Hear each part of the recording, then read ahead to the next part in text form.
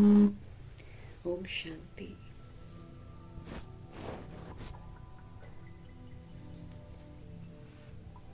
ज्ञान गुण शक्तियों के साथ सजाने वाले शिव पिता परमात्मा हम आत्माओं को कहते हैं कि आप अपने आप को सजाओ। और सजावट कैसी करनी है?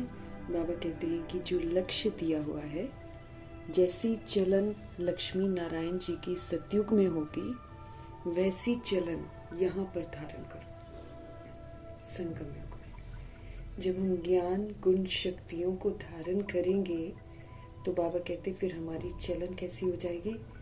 लक्ष्मी नारायण जी की तरह हो जाएगी। तो ऐसे हम आत्माओं को चलते फिरते, उठते बैठते, खाते पीते, व्यवहार करते सत्यता और दिव्यता से संपन्न देखना चाहते हैं शिव बाबा। ऊंची शिक्षाएं देने वाले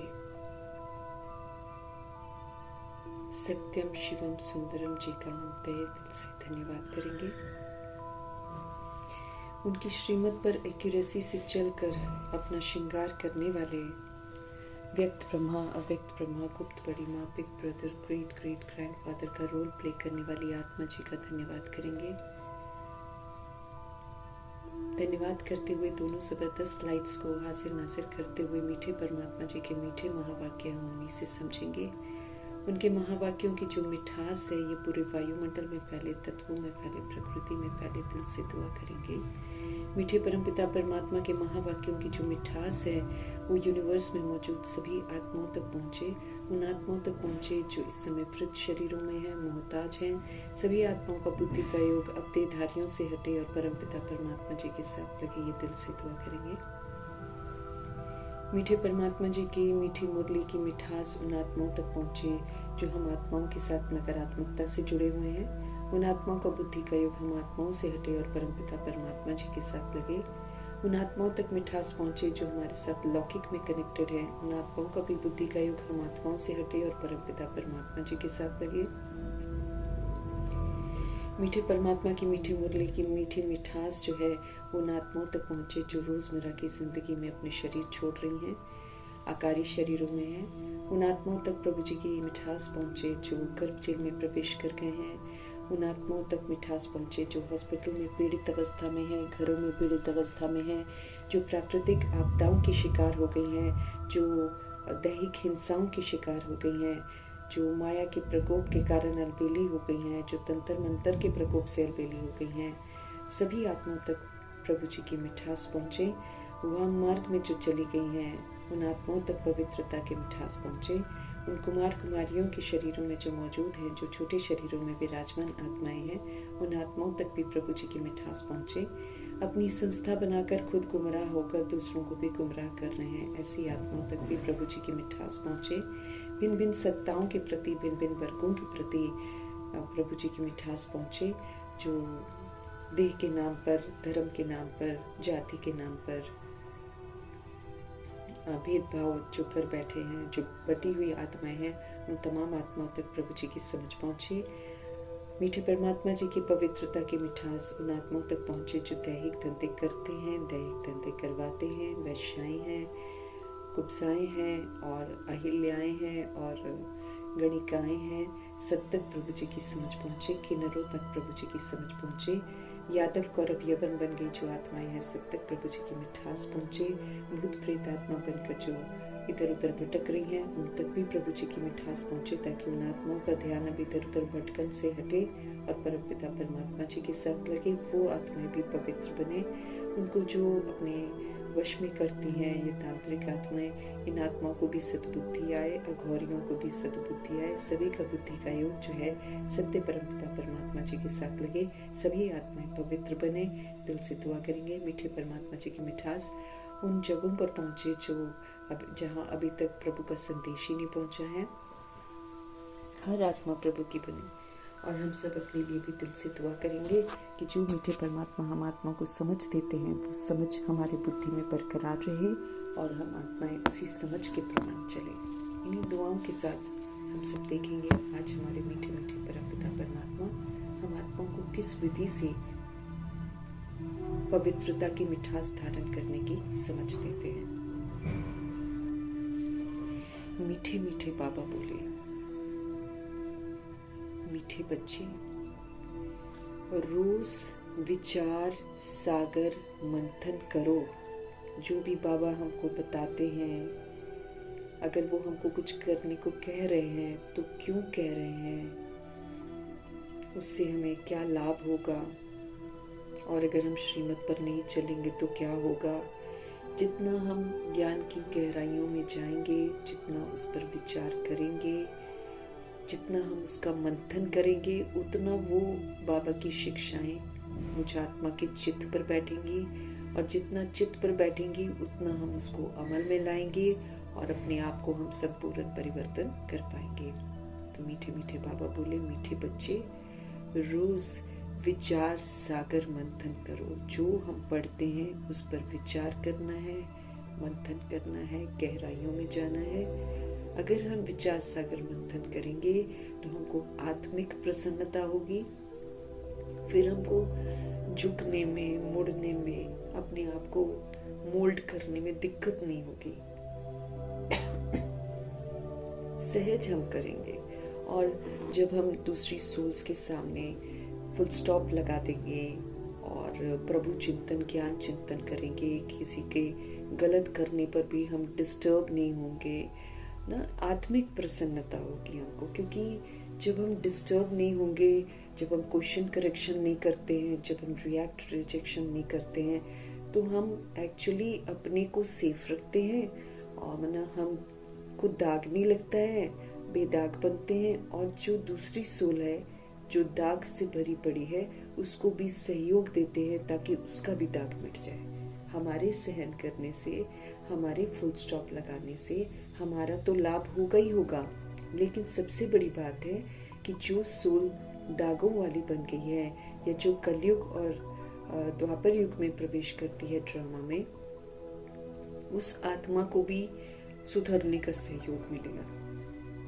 तो विचार सागर मंथन करने से हमको समझ में आएगा कि हमको ऐसा क्यों करना चाहिए, जैसे बाबा हमको समझाते हैं। तो रोज विचार सागर मंथन करो, तो भगवान कहते फिर आपका खुशी का पारा चढ़ेगा। आपको लगेगा कि मैं मास्टर दाता बन रहा हूँ, और मेरे को सुख शांति शक्ति की अनुभूति हो रही है, और यही सुख शांति शक्ति की अनुभूति फिर दूसरी सोल्स को भी हम करवा रहे हैं। तो जब हम दूसरों को सुख देंगे तो हमको बहुत अच्छा लगेगा। आत्मा आत्मा भाई भाई का लाभ हम ना उसको लाभ पहुंचा रहे हैं। ऐसे देभान में हम मेरे तेरे में आ जाते हैं, किसी के एक शब्द कहने से हमको बुरा लग जाता है, फिर हम दुश्मनी भी करते हैं, हम ईर्ष्या भी करते हैं, हम द्वेष भी करते हैं। लेकिन जब हमको प्रभु जी से समझ में आएगा कि हमको ऐसा करना है, क्यों हमको शक्तियों को यूज करना है, क्यों हमको विस्तार को सार करना है, क्यों हमको क्षमाशील बनना है, क्यों हमको रहम दिल बनना है, क्यों हमको परोपकारी बनना है, क्यों हमको विश्व कल्याणकारी बनना है, क्यों हमको सभी के प्रति शुभ भावना शुभकामनाधारी बनना है, क्यों हमको बद्दुआ देने वाले को भी दुआ देना है। ये सारी बातें जो है ये हम आत्मा को समझ में आएंगी, फिर हमको दिक्कत नहीं होगी सहन करने में, बातों को समेटने में, विस्तार को सार में लाने में हमको बिल्कुल दिक्कत परेशानी नहीं होगी। हम सहज करेंगे और आत्मिक प्रसन्नता से करेंगे कि मेरा ऐसे करने से दूसरी आत्मा का भला हो रहा है। बाबा हमको सिर्फ अपना भला करना नहीं सिखाते हैं, बल्कि दूसरों का भला पहले करना सिखाते हैं। जब हम दूसरों का भला करते हैं तो अपना भला हो जाता है। बाबा कहते तुम बेहद में सबके हित में सोचो, तो तुम्हारे हद की सारी प्रॉब्लम सॉल्व हो जाएंगी। लेकिन जब हम हद की सोचते हैं, बेहद की नहीं सोचते हैं, सभी दुनिया की आत्माओं का भला नहीं सोचते हैं, तो ना हम दूसरे का भला कर पाते हैं, तो ना हम अपना भला कर पाते हैं। तो दोनों ही तरफ हमको नुकसान हो जाता है। इसीलिए मीठे मीठे परमपिता परमात्मा हम आत्मा को कह रहे हैं, आप जो मैं सुनाता हूँ उसको तुम रोज उस पर विचार करो कि बाबा ने ऐसा क्यों कहा, और फिर गहराइयों में जाओ, कर्मों की गुह्य गति को समझो, ये समझो कि हम कैसे आपस में हिसाब किताब में बंधे हुए हैं, और फिर कैसे मंथन करें और समझें कि बाबा जो कह रहे हैं वैसे हम करेंगे तो हम सारे बंधनों से मुक्त होते जाएंगे। महज रहम दिल क्षमाशील बनकर अगर हम सबको दुआएं देते हैं, सबके लिए शुभ भावना शुभकामना रखते हैं, तो उसी से मेरे सारे हिसाब किताब चित्त हो जाते हैं। तो कितना सहज विधि बाबा बताते हैं। नया कोई बैड हिसाब किताब नहीं बनता है और कल्याण का रजिस्टर खत्म हो जाता है और कल्याण का रजिस्टर शुरू हो जाता है, जिसमें हमको सिर्फ और सिर्फ श्रीमत पर चलकर अपना भी कल्याण करना है, दूसरी सोल्स का भी कल्याण करना है। तो मीठे मीठे परमात्मा हम आत्मा को समझ दे रहे हैं कि रोज विचार सागर मंथन करो तो तुमको खुशी का पारा चढ़ा रहेगा और फिर तुम खुशी खुशी फुल स्टॉप लगा लोगे। खुशी खुशी तुम विश्व कल्याणकारी बन जाओगे। खुशी खुशी सभी आत्माओं के लिए शुभ भावना शुभकामनाधारी बन जाओगे। खुशी खुशी तुम सबको क्षमा कर पाओगे। खुशी खुशी तुम रहम कर पाओगे। खुशी खुशी तुम अपकार करने वाले पर भी उपकार कर पाओगे। जब तक बिना समझे खाली हम मुरली रीड कर लेंगे तो हमको नहीं आएगा उतना, लेकिन जब हम वाकई ठंडे दिमाग से हम चिंतन करेंगे कि बाबा हमको क्यों बोल रहे हैं दे सहित दे के सभी संबंधों को भूल, अब माँ में कम याद करो। बाबा हमें क्यों बोल रहे हैं कि दे के धर्मों को तुम भूल जाओ। बाबा हमको क्यों बोल रहे हैं कि तुम सबको क्षमा करो, तुम सब पर रहम करो। ये सारी बातें हमको विचार सागर मंथन करने से ही समझ में आएंगी, फिर हमारे चित्त पर बैठेंगी और फिर गहराइयां जो ड्रामा की है वो समझ में आएंगी, राज समझ में आएंगी। चलते फिरते याद रहे कि हम स्वदर्शन चक्रधारी हैं। चलते फिरते हमको याद रहे कि हम स्वदर्शन चक्रधारी हैं। अगर हम स्वदर्शन चक्रधारी हैं तो फिर हम शंख ध्वनि करेंगे, हम श्रेष्ठ कर्म करेंगे और फिर हम कमल आसन पर विराजमान रहते हुए बाहर के प्रभाव लगाव दबाव से मुक्त रहेंगे। चलते फिरते हमको याद रहे सदा कि हम स्वदर्शन चक्रधारी हैं। भगवान ने हम आत्माओं को हमारा दर्शन कराया है, बताया है कि हम अनादि में सतगुणी थे, बताया है कि हम आदि में सतयुगी थे। 5 स्वरूपों का राज बताया है कि कैसे हमारे स्वरूप जो होते हैं वो देवता स्वरूप होता है, फिर पूज्य स्वरूप होता है, फिर ब्राह्मण स्वरूप होता है, फरिश्ता स्वरूप होता है, फिर बिंदी स्वरूप होता है। तो ये सारे 5 स्वरूप जो हैं ये श्रेष्ठ स्वरूप हैं। इन स्वरूपों को बुद्धि में रखना है, उसको बोलते हैं स्वदर्शन चक्रधारी। तो जब हमारे 5 स्वरूप हमारी बुद्धि में रहते हैं, जब अनादि आदि विशेषताएं हमारी बुद्धि में रहती हैं, तो फिर स्वदर्शन चक्रधारी सोल जो होती है वो सबके साथ व्यवहार में अनादि आदि विशेषताएं ही यूज करेगी। वो हमेशा श्रेष्ठ कर्म ही करेगी और अनादि आदि विशेषताओं को व्यवहार में लाकर वो शंख ध्वनि करती रहेगी। शंख ध्वनि का मतलब ही है कि भगवान की सिखाई हुई मिठास का सहयोग सभी को देना। तो हमको चलते फिरते याद रखना है मैं स्वदर्शन चक्रधारी हूँ, ताकि मैं अपने 5 स्वरूपों की स्मृति में रहूं और अनादि आदि विशेषताओं की स्मृति में रहते हुए सतोगुणी और सतयुगी पाठ बजाऊं। और उसके लिए हम सदा कमल आसन पर विराजमान रहें, क्योंकि हम कलयुग के दौर से गुजर रहे हैं। कलयुग में सारी आत्माएं विस्मृत आत्माएं हैं, उनका प्रभाव हम पर नहीं पड़े, इस विधि से हमको चलना है। आज का प्रश्न है बाबा का, अपनी उन्नति करने का सहज साधन कौन सा है। अब हमें सभी आत्माओं को अपनी स्व उन्नति करनी है, तो उन्नति कैसे करें, उसका सहज साधन कौन सा है। भगवान जी का उत्तर है, अपनी उन्नति के लिए अगर हम वाकई चाहते हैं कि मेरी प्रोग्रेस हो, तो अपनी उन्नति के लिए रोज पोता मेल रखो। बाबा तो कहते हैं कि अब तो पहले तो सुबह से लेकर शाम तक का पोता मेल रात को रखते थे, अब तो बाबा कहते हैं हर घंटे में चेक करो। और फिर बाबा हमको ये बोलते हैं कि सोचने बोलने करने से पहले ही अपने आप को चेक करो और फिर करो। करने के बाद तो फिर गलतियां होती जाएंगी, तो वो देर होती जा रही है। इसीलिए करने से पहले ही हमको ब्रह्मचारी बनना है। ब्रह्मा जी ने कर करके दिखाया है, तो उनको देखते हुए वही संकल्प करने हैं, वही बोलने हैं, वही कर्म करने हैं जो ब्रह्मा जी करते थे। तो अपनी उन्नति अगर हम करना चाहते हैं तो बाबा हमको बोलते हैं रोज आप अपना पोता मेल रखो। कितना कल्याणकारी पाठ बजाया है और कितना रॉन्ग पार्ट बजाया है, इसका हमको पोता मेल से पता चलता है, नहीं तो पता नहीं चलता है। एहसास होता है कि इतनी गलतियां हैं, हमें सजना है ज्ञान और गुण और शक्तियों से, और हम तो सज ही नहीं रहे। तो एक ना अवेयरनेस आ जाती है कि कहाँ तक हम आत्म अभिमानी बन रहे हैं। तो अपनी उन्नति के लिए रोज पोता मेल रखो, रोज चेक करो कि आज सारा दिन में कोई आसुरी काम तो नहीं किया हमने, क्योंकि हमने आधा कल्प लगभग, अभी तो पूरा आधा कल्प पूरा होएगा, लेकिन लगभग 63 जन्म भगवान से मिलने के पहले हम असुर बनकर पाठ बजा रहे थे। देह का भान, देह का अभिमान आने से हम काम, क्रोध, लोभ, मोह, अहंकार के शिकार हो जाते हैं और भगवान की दृष्टि में फिर हम असुर हो जाते हैं। हमारा सुर बिगड़ जाता है और हम असुर बन जाते हैं। तो बाबा कहते हैं चेक करो आप, सारा दिन हमने कोई आसुरी काम तो नहीं किया, कोई देह अभिमान में आकर उल्टा कर्म तो नहीं किया हमने। काम, क्रोध, लोभ, मोह, अहंकार और देह अभिमान के वश होकर ईर्ष्या, द्वेष और अलबेला, सुस्ती, आलस्य, बदले की भावना, ये सारी बुराइयों को यूज करके कहीं मैंने अकल्याण का रजिस्टर जो बाबा ने बंद किया था, कहीं मैंने फिर से तो नहीं खोल दिया। तो सारा दिन कोई आसुरी काम तो नहीं किया। हम असुर बन गए थे संकल्प, बोल, कर्म, दृष्टि, वृत्ति, कृति, इन सब से हम असुर बन गए थे।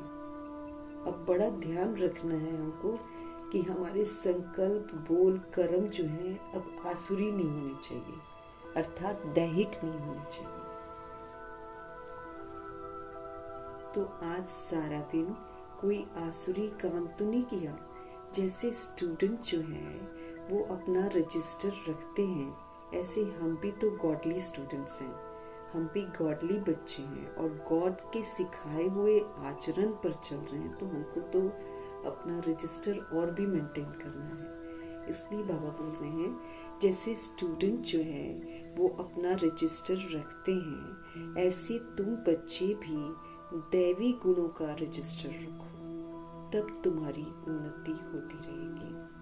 हमको बाबा क्या बोल रहे हैं, आप क्या करो, आप स्टूडेंट हो, हम भी तो स्टूडेंट हैं, हम भगवान के बच्चे हैं, हम भगवान को अब रिप्रेजेंट करने वाले हैं, हम भगवान को प्रत्यक्ष करने वाले हैं, और फिर हम अपने सतयुग का और त्रेता युग के 2500 वर्ष की राजधानी का अभी हम अपना भाग्य बना रहे हैं।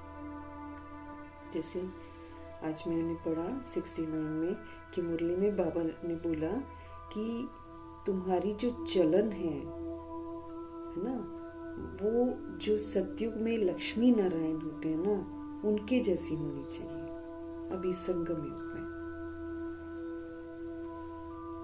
तुमको मैं सजाने आया हूँ, बाबा कहते हैं। तो ये जो दैवी गुण है, दिव्यता है, सत्यता की सभ्यता है, इसी से तो भगवान हमको सजा रहे हैं। तो ये सजावट जो है, जो कर रहे हैं, श्रृंगार जो कर रहे हैं, वो बाबा कहते तुम्हारा श्रृंगार जो है ना, वो संगम युग में दिखाई देना चाहिए। जैसे मम्मा जी को बोला कि आप लक्ष्मी हो, तो उन्होंने लक्ष्मी ही वो बन गई। ज्ञान धन धारण करके सबको दान दिया। वो स्थूल धन नहीं देती है, वो ज्ञान धन देती है। तो वो जो रोल है वो उन्होंने पूरा प्ले किया। सतयुग में लक्ष्मी नारायण, लक्ष्मी कैसी होगी, वो लक्ष्मी वाला पार्ट उन्होंने यहाँ पर बजाया। तो बाबा हमको भी बोलते हैं कि जो सतयुग में लक्ष्मी नारायण होंगे ना, वो वाला जो पार्ट है वो तुम प्रैक्टिकल में यहाँ पर बजाओ। तब तो हमारे संस्कार बनेंगे ना। संस्कार नहीं बनेंगे तो फिर बाबा कहते हैं आप वहां नहीं जा सकते हो। साफ स्पष्ट करते हैं बाबा। कल को हम ये ना कहें कि हम तो मुरली पढ़ रहे हैं तो हम तो चले जाएंगे वहां पर। नहीं जा सकते हैं जब तक हम सबूत नहीं देंगे। लक्ष्मी नारायण जी इतना ऊंचा मर्तबा है, वो सबको मिला हुआ है। वो लक्ष्य 16,108-33 करोड़ बच्चे जो भगवान के पास आते हैं, सबको लक्ष्मी नारायण का लक्ष्य मिला है। ये लक्ष्य इतना ऊंचा है, जो यहाँ तक पहुँचता है वही अपने बनाए हुए कर्मा के हिसाब किताब को सेटल कर देता है और सजाओं से मुक्त होकर धर्मराज, प्रकृति, माया, यमदूत और ड्रामा इसकी सलामी लेते हैं। वो लोग, ये लोग सलाम करते हैं। इतनी इज्जत से वो सोल वापस घर जाती है, क्योंकि कलयुग में अपने आप को पूरा परिवर्तन करना और सतयुगी बन जाना तो सलामी तो मिलेगी ना। तो बाबा अब हमको क्या बोल रहे हैं? रजिस्टर किसका रखना है? हमको दैवी गुणों का रजिस्टर रखना है। तब जाकर जब हम रजिस्टर रखेंगे ना, तब जाकर हमारी प्रोग्रेस होगी। तो अपनी उन्नति के लिए मीठे मीठे परमपिता परमात्मा हमको बोल रहे हैं, रोज पोता मेल रखो। आप अपने आप को चेक करो। आज सारा दिन कोई आसुरी कर्म तो नहीं किया मैंने। जैसे स्टूडेंट्स अपना रजिस्टर रखते हैं, ऐसे तुम बच्चे भी दैवी गुणों का रजिस्टर रखो, तो आपकी उन्नति होती रहेगी। दैवी गुण माना हमारे कर्मा में एक्यूरेसी होनी चाहिए, एकदम एक्यूरेट। जैसे मम्मा एकदम एक्यूरेट, ब्रह्मा जी एकदम एक्यूरेट सोचते थे, एक्यूरेट बोलते थे, एक्यूरेट कर्म करते थे, सारा का सारा एकदम यथार्थ। फिर हमको गुणों को ग्रहण करना है, सब में गुण ही देखने हैं।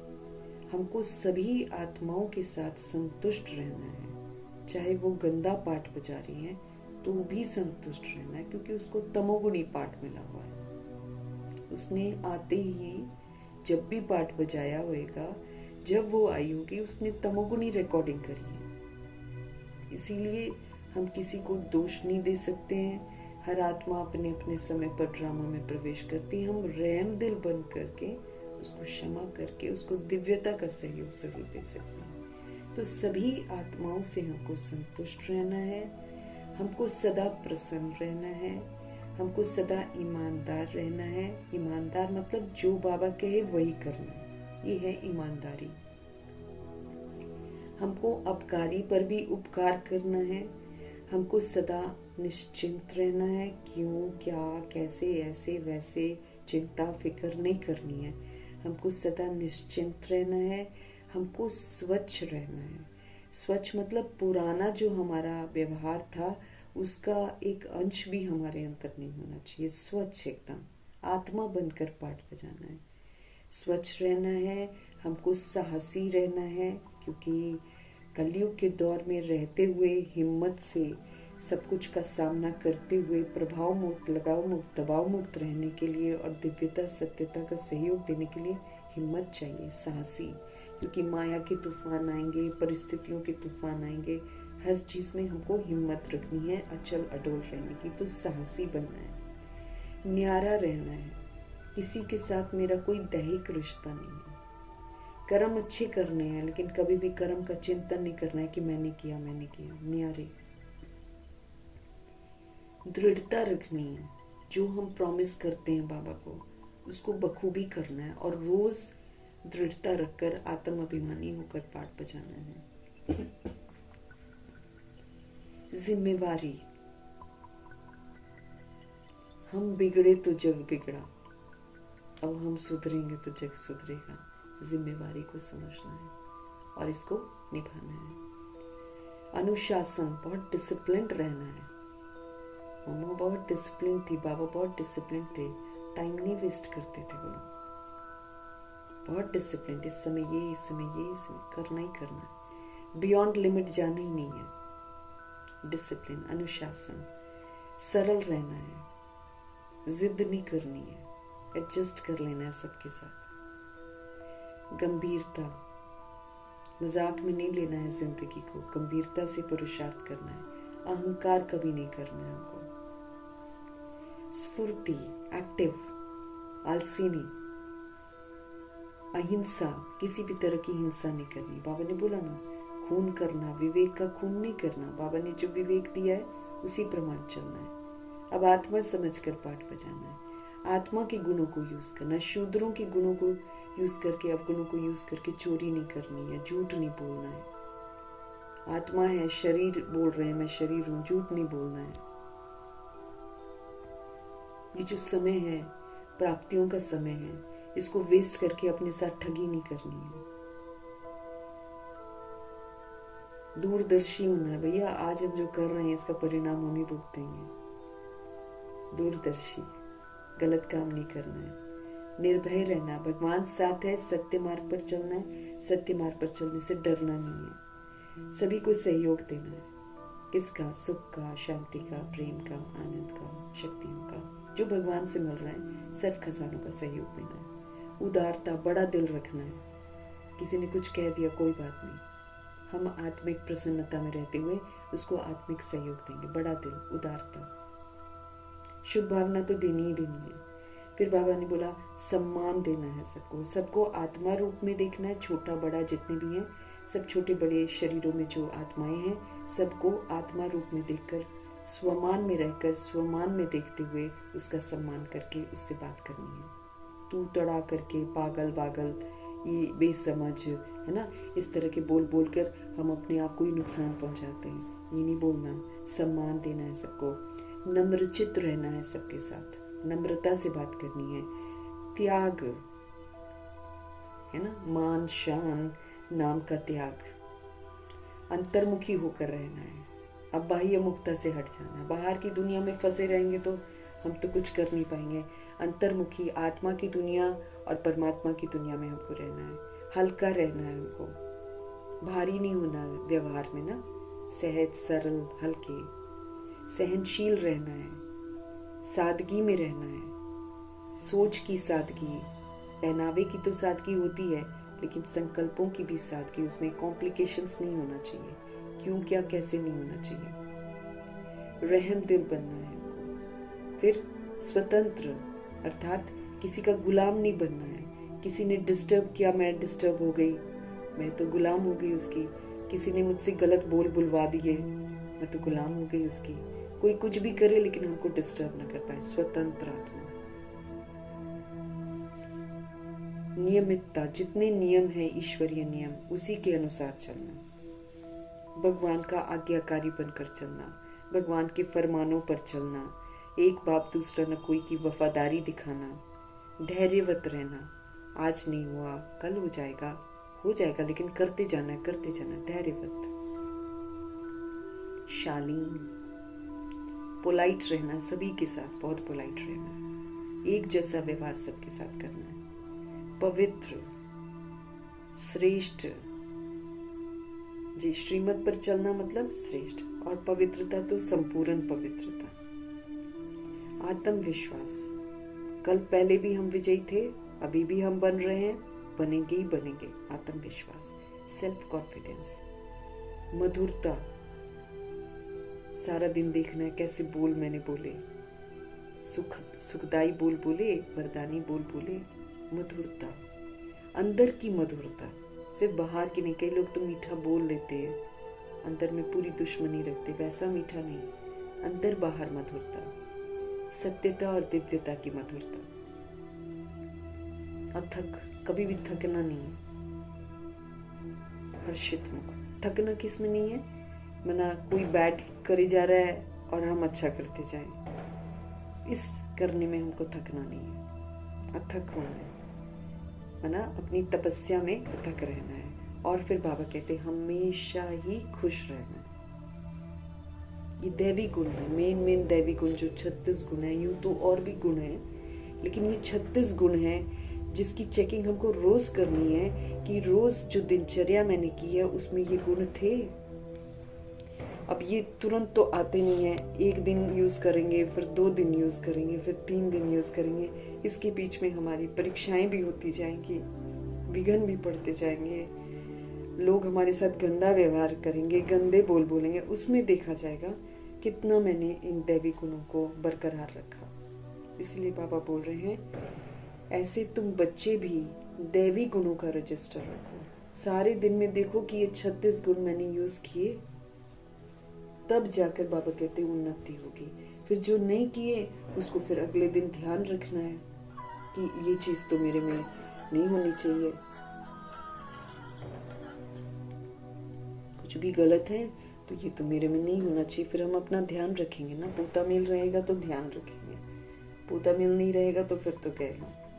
इसलिए अब तो वैसे तो जैसा समय हमारे पास आ गया है, इसमें तो हर घंटे ही बाबा ने बोला हुआ है। बाकी की मुरलियों में बाबा बोलते हैं अब तो हर घंटे चेक करो, और फिर बाबा कहते करने से पहले ही अपने आप को चेक कर लो तो वो और भी अच्छा रहेगा।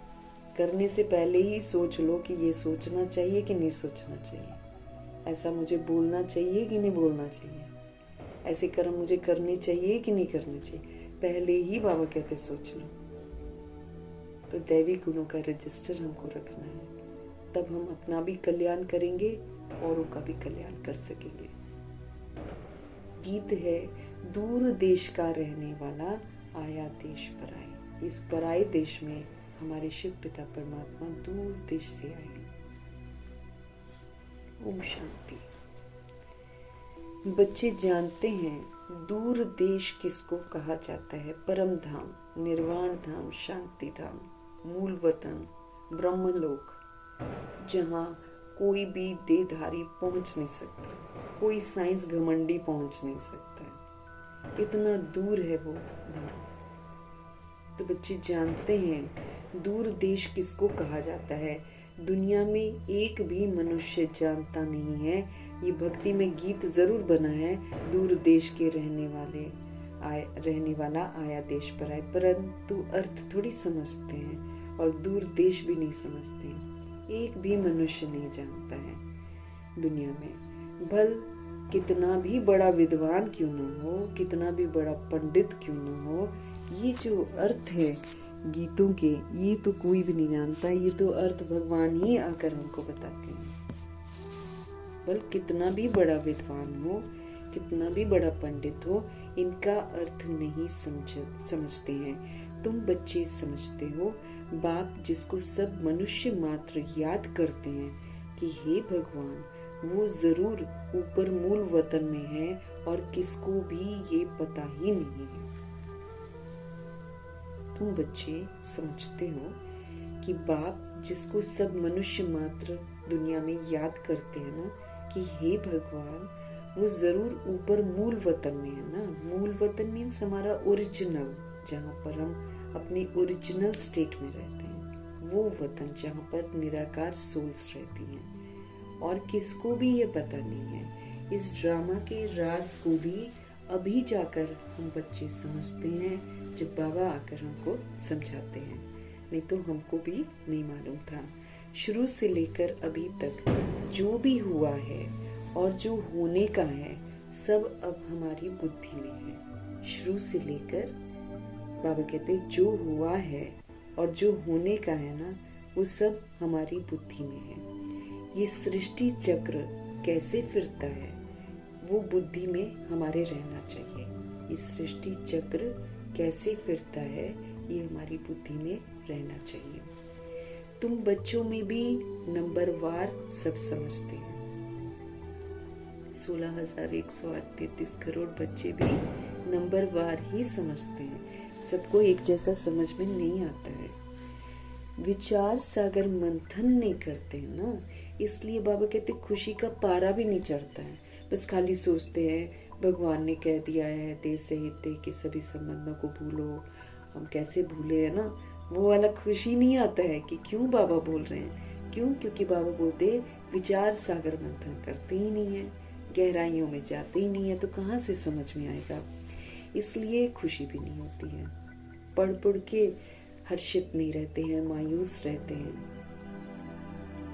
उठते बैठते हमारी बुद्धि में रहना चाहिए कि हम कौन हैं? हम स्वदर्शन चक्रधारी हैं। निरंतर बुद्धि में समझ का चक्र चलता ही रहे कि मैं अनादि सतगुणी आत्मा हूँ, मैं आदि सतयुगी देव आत्मा हूँ, मैं 5 स्वरूपों वाली आत्मा हूँ। उसकी भी ड्रिल बाबा कराते हैं ना। तो ये जो है अगर मेरी बुद्धि में चल रहा है तो मैं क्या हो जाती हूँ? स्वदर्शन चक्रधारी हो जाती हूँ। तो बाबा हमको क्या समझ दे रहे हैं? उठते बैठते बुद्धि में रहना चाहिए कि हम स्वदर्शन चक्रधारी हैं। शुरू से अंत तक मुझ आत्मा को सारे सृष्टि के चक्र का मालूम है। शुरू से लेकर अंत तक मुझ आत्मा को सारे सृष्टि के चक्र का मालूम है।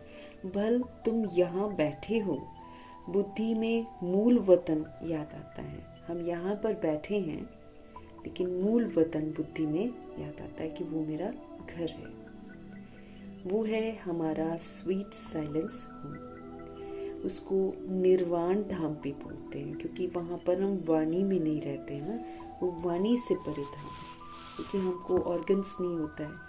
वो साइलेंस धाम है, वहाँ पर आत्मा अपनी शांति के स्वधर्म में टिक जाती है। जहाँ आत्माएं रहती हैं उसको साइलेंस धाम कहते हैं, उसको निर्वाण धाम कहते हैं,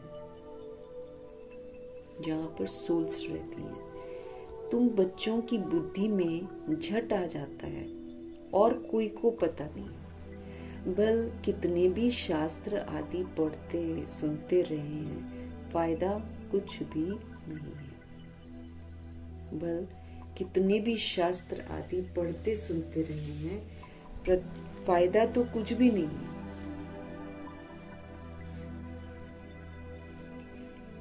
वो सब है उतरती कला के। अब देखो कितना शास्त्र पढ़ रहे हैं, पाठ कर रहे हैं, लेकिन चढ़ कौन रहा है? सब उतर ही रहे हैं। सब कामनाओं से घिरे हुए हैं, क्रोध से घिरे हुए हैं, लोभ मोह अहंकार बढ़ता ही चला जा रहा है। तो फिर वो क्या हो रहा है? पढ़ते पढ़ते भी हम उतरती कला में जाते हैं। तुम अभी चढ़ रहे हो। ये चढ़ने वाली बात तो तब होती है जब शिव बाबा आते हैं, जब वो हमको समझ देते हैं तब हम चढ़ते हैं। वापस जाने के लिए खुद तैयारी कर रहे हैं।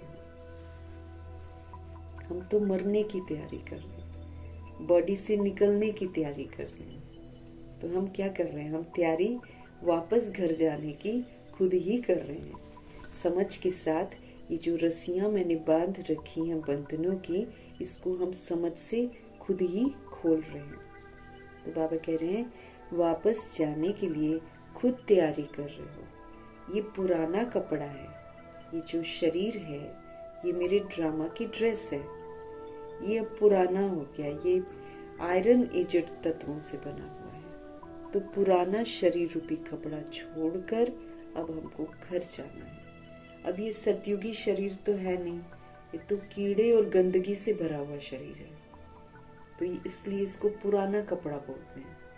तो पुराना कपड़ा छोड़कर हमको घर जाना है। खुशी रहती है ना फिर घर जाने की। तो घर जाने के लिए आधा कल्प हमने भक्ति की है। घर जाना है इसके लिए हमने आधा कल्प भक्ति की है। सीढ़ी तो हम नीचे उतरते ही गए हैं, सीढ़ी हम नीचे उतरते ही गए हैं। अभी बाबा हमको सहज समझाते हैं हर बात। तो तुम बच्चों को खुशी होनी चाहिए। बॉडी तो सभी छोड़ेंगे लेकिन कोई दुर्दशा में छोड़ेंगे। हमको कितने कायदे से बाबा सिखा रहे हैं कि अपनी जो संस्कारों की टाइटनेस है, अपनी जो दैहिक टाइटनेस है, वो टाइटनेस को अब छोड़ दो, अब ढीला करो अपने आप को।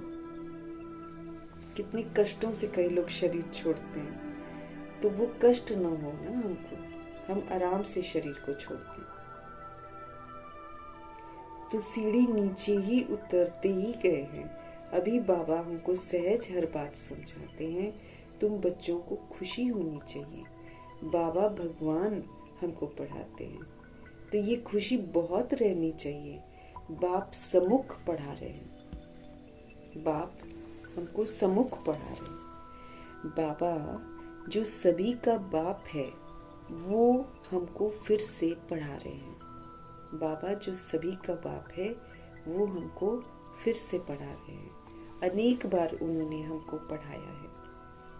जब तुम चक्र लगाकर पूरा करते हो तब फिर बाबा आते हैं। हम पूरा चक्र लगाते हैं, सतयुग, त्रेता युग, द्वापर युग, कलयुग के अंत में जब हम आते हैं, गिर जाते हैं, तब शिव पिता परमात्मा आकर फिर से हमको उठाते हैं। चूंकि हम अविनाशी आत्मा हैं, इसलिए ये ड्रामा खत्म ही नहीं होता है। और हम अविनाशी आत्माओं में जो भी हम रिकॉर्ड करते हैं वो हर सीन जो है वो हम 5000 वर्ष के बाद रिपीट करते हैं, इसलिए ये ड्रामा नया लगता है। इस समय तुम हो स्वदर्शन चक्रधारी। इस समय हम सब हैं स्वदर्शन चक्रधारी। तुम विष्णुपुरी के देवता बनने के लिए पुरुषार्थ कर रहे हो। हमको याद रखना है, हम विष्णुपुरी के देवता बनने के लिए तैयारी कर रहे हैं, पुरुषार्थ कर रहे हैं। तो सारा विष्णुपुरी में जाना है तो फिर विष्णुपुरी के देवताओं की दिव्यता हमारे अंदर होनी चाहिए ना। तो बाबा सही तो बोल रहे हैं कि तुम्हारी चलन जो है उसमें लक्ष्मी नारायण दिखाई देने चाहिए। सत्युग की जो विशेषताएं हैं वो तुम्हारी चलन में नजर आनी चाहिए। सही तो बोल रहे हैं बाबा। क्यों? क्योंकि हम सब विष्णुपुरी के देवता बनने के लिए पुरुषार्थ कर रहे हैं। दुनिया में बाबा कहते हैं, दुनिया में और कोई भी ये नॉलेज दे नहीं सकता सिवाय शिव पिता परमात्मा के। लोग तो ब्रह्मा जी को पकड़ के कंफ्यूज होकर उसी में उलझे रहते हैं। एक बार कोई प्रभु की पढ़ाई पढ़ ले तो यकीन कर लेगा कि ये तो भगवान ही पढ़ा सकते हैं और कोई नहीं पढ़ा सकता है। तो कोई भी ये नॉलेज दे नहीं सकता। शिव बाबा हमको पढ़ा रहे हैं तो हमको कितनी खुशी होनी चाहिए। स्वयं भगवान हमको पढ़ा रहे हैं, कोई देधारी नहीं, स्वयं भगवान हमको पढ़ा रहे हैं तो हमको कितना ना खुश रहना चाहिए। बच्चे जानते हैं ये शास्त्र आदि जो भी है सब भक्ति मार्ग के हैं। ये सदगति के लिए नहीं है, ये खाली भक्ति मार्ग का कर्म कांड है। शास्त्र वगैरह ये सारे भक्ति मार्ग के हैं। बाबा कहते हैं इससे हमारी सदगति नहीं होती है, ये सदगति के लिए है ही नहीं है। उल्टा इसको पढ़ते पढ़ते भी दुर्गति में चले जाते। जैसे वाल्मीकि जी ने सोचा कि आगे कलयुग बड़ा भयंकर खौफनाक है, तो चलो हम ये वाली रामायण लिखते हैं तो लोग पढ़कर गलत काम नहीं करेंगे। आज रामायण पढ़ते हुए जो पंडित पढ़ता है वो भी गलत करता है। काम, क्रोध, लोभ, अहंकार में तो वो भी जाता है। तो कहाँ कोई डरता है? रामायण पढ़कर कोई बुरे कर्मों से डरता है? ना रामायण पढ़कर डरता है तो न महाभारत पढ़कर डरता है, तो न गीता पढ़कर डरता है, न गुरु ग्रंथ साहिब पढ़कर डरता है, कुछ भी पढ़कर नहीं। शिव पुराण पढ़कर इतना खौफनाक उसमें दिखा रखा है कि ऐसी सजा मिलती है, खौलते हुए तेल में डाला जाता है और क्या क्या, तब भी लोग नहीं डरते हैं पाप कर्म से। दुनिया में और कोई भी ये नॉलेज दे ना सके। शिव पिता परमात्मा हमको पढ़ा रहे हैं, ये खुशी कितनी हमको रहनी चाहिए। बच्चे जानते हैं ये शास्त्र आदि जो भी है ना सब भक्ति मार्ग के हैं, इनसे सदगति नहीं होती है। भक्ति मार्ग की सामग्री भी तो चाहिए ना, अथाह सामग्री है। बाबा हमारे कहते हैं इससे तुम गिरते ही आए हो। भक्ति मार्ग में, भक्ति मार्ग की जो सामग्री है, हवन किया, पूजा की, ये किया, वो किया, सब अथाह सामग्री है ना इसकी। तो बाप कहते इतनी अथाह सामग्री अपना कर भी सब क्या कर रहे हैं? गिरते ही चले आ रहे हैं। भक्ति करते हुए गिरते ही आए हैं। कितना बाबा कहते दर दर भटकते हैं, इस मंदिर जा, उस मंदिर जा, तीर्थों पे जा, कुछ भी कर, पूजा कर, ये, और फिर करते करते भी अशांति से भरपूर है सभी आत्माएं। तो अथाह सामग्री है भक्ति मार्ग की। बाबा हमारे कहते हैं इससे तुम गिरते आए हो। कितना तुम दर दर भटकते हो, अभी तुम शांत होकर बैठे हो। पहले हम लोग भी भटकते थे, अभी बाबा से समझ मिली है तो अब हम शांत होकर बैठे हैं। तुम्हारा धक्का खाना सारा क्या हो गया, छूट गया। अब हमको धक्के खाने की जरूरत नहीं है। जानते हो बाकी थोड़ा समय है। आत्मा को पवित्र बनाने के लिए बाप वही रास्ता बता रहे हैं कि कैसे हम सोल को पवित्र बनाएं, क्योंकि सोल को पवित्र बनकर घर वापस जाना है। सोल को पवित्र बनकर दूसरों को भी पवित्र बनने का सहयोग देना। सोल को पवित्र बनकर जो उसने सृष्टि रूपी ड्रामा को इतना खराब और तमोगुणी बनाया है, उसको सतोगुणी बनाना है। अपना सहयोग तो देना है ना। हर आत्मा अपना अपना सहयोग दे, अपने आप को फ्री करे और उड़ जाए। तुम्हारा धक्का खाना सब छूट गया। तुम्हारा बाबा कहते जानते हो बाकी थोड़ा समय है। आत्मा को पवित्र बनाने के लिए बाप वही रास्ता बता रहे हैं। कहते हैं मुझे याद करो तो तुम तमो प्रधान से सतो प्रधान बन जाएंगे। बाबा को याद करेंगे तो तमो प्रधानता हमारी खत्म हो जाएगी, और सिर्फ ये खत्म नहीं होगी बल्कि हम सतो प्रधान भी बन जाएंगे। अगर हम शिव पिता परमात्मा को याद करेंगे तो फिर हम राइटियस कर्मा करेंगे, फिर हमारे में साहस भी रहेगा, फिर हम जो है ना दिव्यता को धारण भी कर लेंगे। याद से ही तो हमको ताकत मिलती है। तो पवित्र बनने का रास्ता बाबा कहते पवित्रता के सागर को याद करो। याद करेंगे तमो प्रधानता खत्म हो जाएगी और फिर से हम सतो प्रधान बन जाएंगे।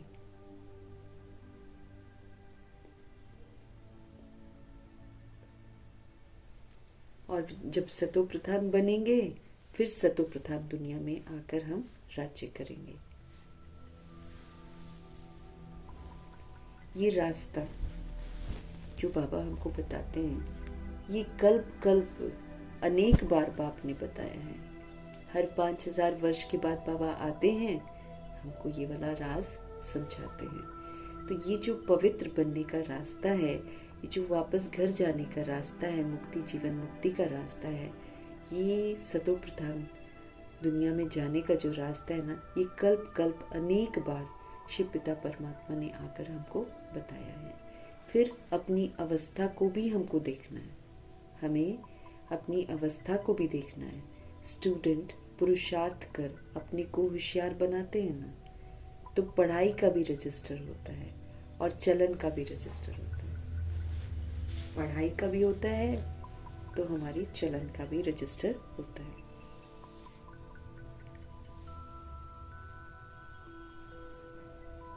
तो हमें अपनी अवस्था को भी देखना है।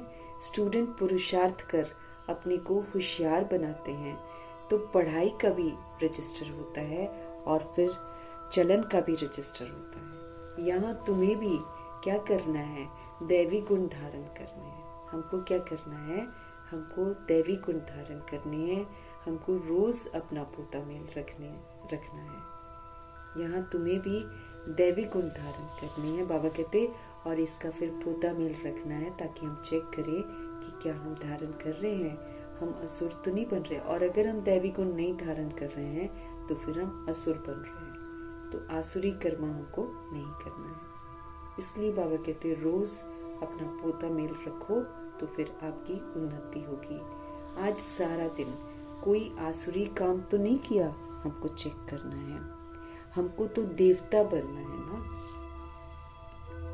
लक्ष्मी नारायण का चित्र सामने रखा है, कितना सिंपल चित्र है। ऊपर में शिव बाबा है, शिव बाबा बनाने वाला है और ये दोनों बनने वाले हैं। तो ऊपर में शिव बाबा है, प्रजापिता ब्रह्मा द्वारा हमको ये लक्ष्मी नारायण का वर्षा देते हैं। तो जरूर संगम पर हम ब्राह्मण ब्राह्मणियां बनते हैं। देवताएं होते हैं सतयुग में, ब्राह्मण होते हैं संगम पर। ये भगवान की रचना है। भगवान प्रजापिता ब्रह्मा को ब्रह्मा के रूप में रचते हैं, फिर उनके थ्रू बाकी बीकेस को रचते हैं। देवताएं सतयुग में होते हैं और ब्राह्मण संगम पर होते हैं। कलयुग में शूद्र वर्ण वाले होते हैं। विराट रूप भी बुद्धि में धारण करो। बाबा कहते हैं विराट रूप जो है वो भी बुद्धि में धारण करो, विष्णु जी का।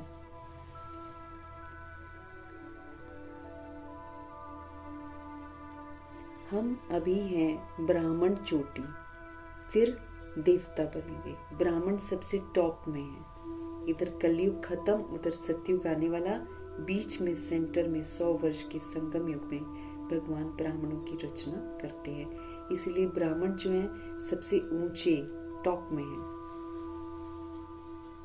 तो बाबा हमको क्या बोल रहे हैं? बाप ब्राह्मणों को पढ़ा रहे हैं, किस लिए? देवता बनाने के लिए पढ़ा रहे हैं। हम अभी हैं ब्राह्मण चोटी और फिर बनेंगे हम देवता। बाप ब्राह्मणों को पढ़ा रहे हैं, किस लिए? देवता बनाने के लिए पढ़ा रहे हैं, ताकि हम सब देवता बने। तो दैवी गुण भी धारण करने हैं हमको दैवी गुण भी धारण करने हैं। इतना हमको मीठा बनना है। दैवी गुण क्या हो जाता है? मिठास हो जाती है ना। तो इतना मीठा बनना है दैवी गुण धारण करके। कोई को हमको दुख नहीं देना है। हम अगर बिंदी लगाते हैं, अगर हम श्रीमत पर चलकर सहनशील होकर रहते हैं,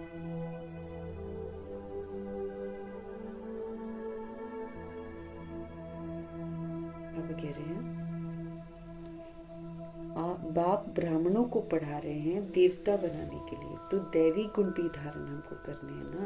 इतना हमको मीठा बनना है।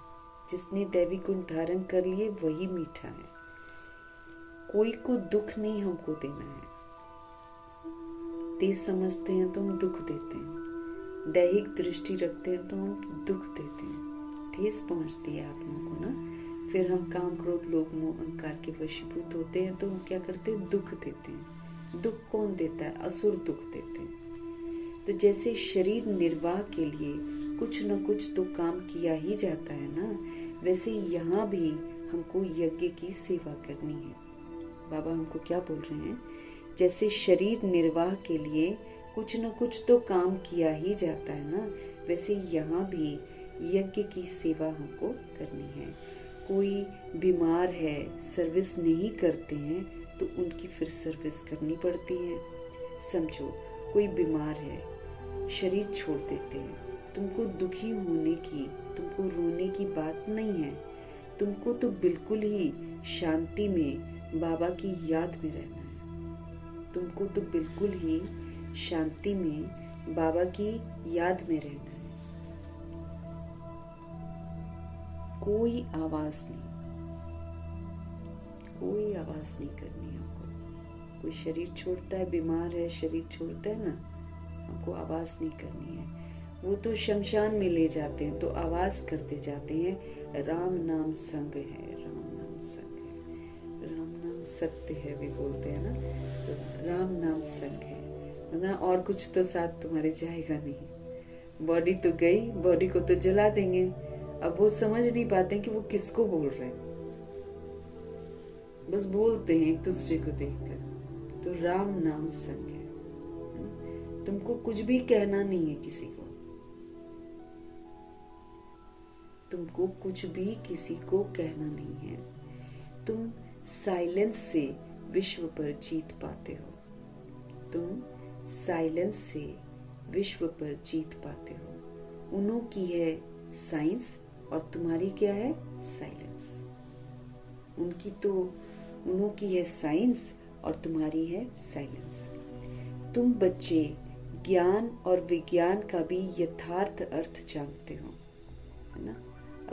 पहले तो ज्ञान विज्ञान डिफरेंट समझते थे ना, विज्ञान को हम साइंस समझते थे। लेकिन भगवान ने बताया है कि बाबा हमको ज्ञान देते हैं, विस्तार में समझाते हैं, लेकिन कहाँ के लिए? सार रूप में स्थित होने के लिए। तो जब शंकर की अवस्था हो जाती है तो हम स्वरूप बन जाते हैं। आत्मा परमात्मा का बच्चा का स्मृति स्वरूप बन जाते हैं। उसके अतिरिक्त ज्ञान भी याद नहीं रहता, कुछ भी याद नहीं रहता है। उसको बोलते विज्ञान। कि ज्ञान भी समाप्त, अब ज्ञान का बन गए स्वरूप, स्मृति स्वरूप, नष्ट मोह। तो हमको बाबा ने समझाया है, तो अब हम बच्चे जानते हैं कि ज्ञान और विज्ञान का भी यथार्थ एक्यूरेट अर्थ जो है जानते हो। ज्ञान है समझ और विज्ञान है सब कुछ भूल जाना। विज्ञान से हमको पूरा विस्तार बाबा समझाते हैं। और विज्ञान की स्टेज शंकर की स्टेज है, ब्रह्मा जी की स्टेज ज्ञान की स्टेज है। ब्रह्मा द्वारा जो स्थापना होती है वो समझ की स्थापना होती है। तो यहाँ पर समझ है ज्ञान की, ब्रह्मा जी। लक्ष्य विष्णु जी खड़े हैं, तो लक्ष्य को देखते हुए अलंकार धारण करने सारा ब्रह्मा जी करते हैं। तब विष्णु तो भविष्य का जो पालना के संस्कार है, लेकिन साथ में शंकर जी भी बैठे हुए दिखाते हैं। तो ये जो समझ है, समझ को ग्रहण कर करके बुद्धि से सब कुछ भूल जाना है, उसको विज्ञान कहते हैं। नाम रूप लेबल, है ना, धर्म जाति सब भूल गए, उसको बोलते हैं विज्ञान।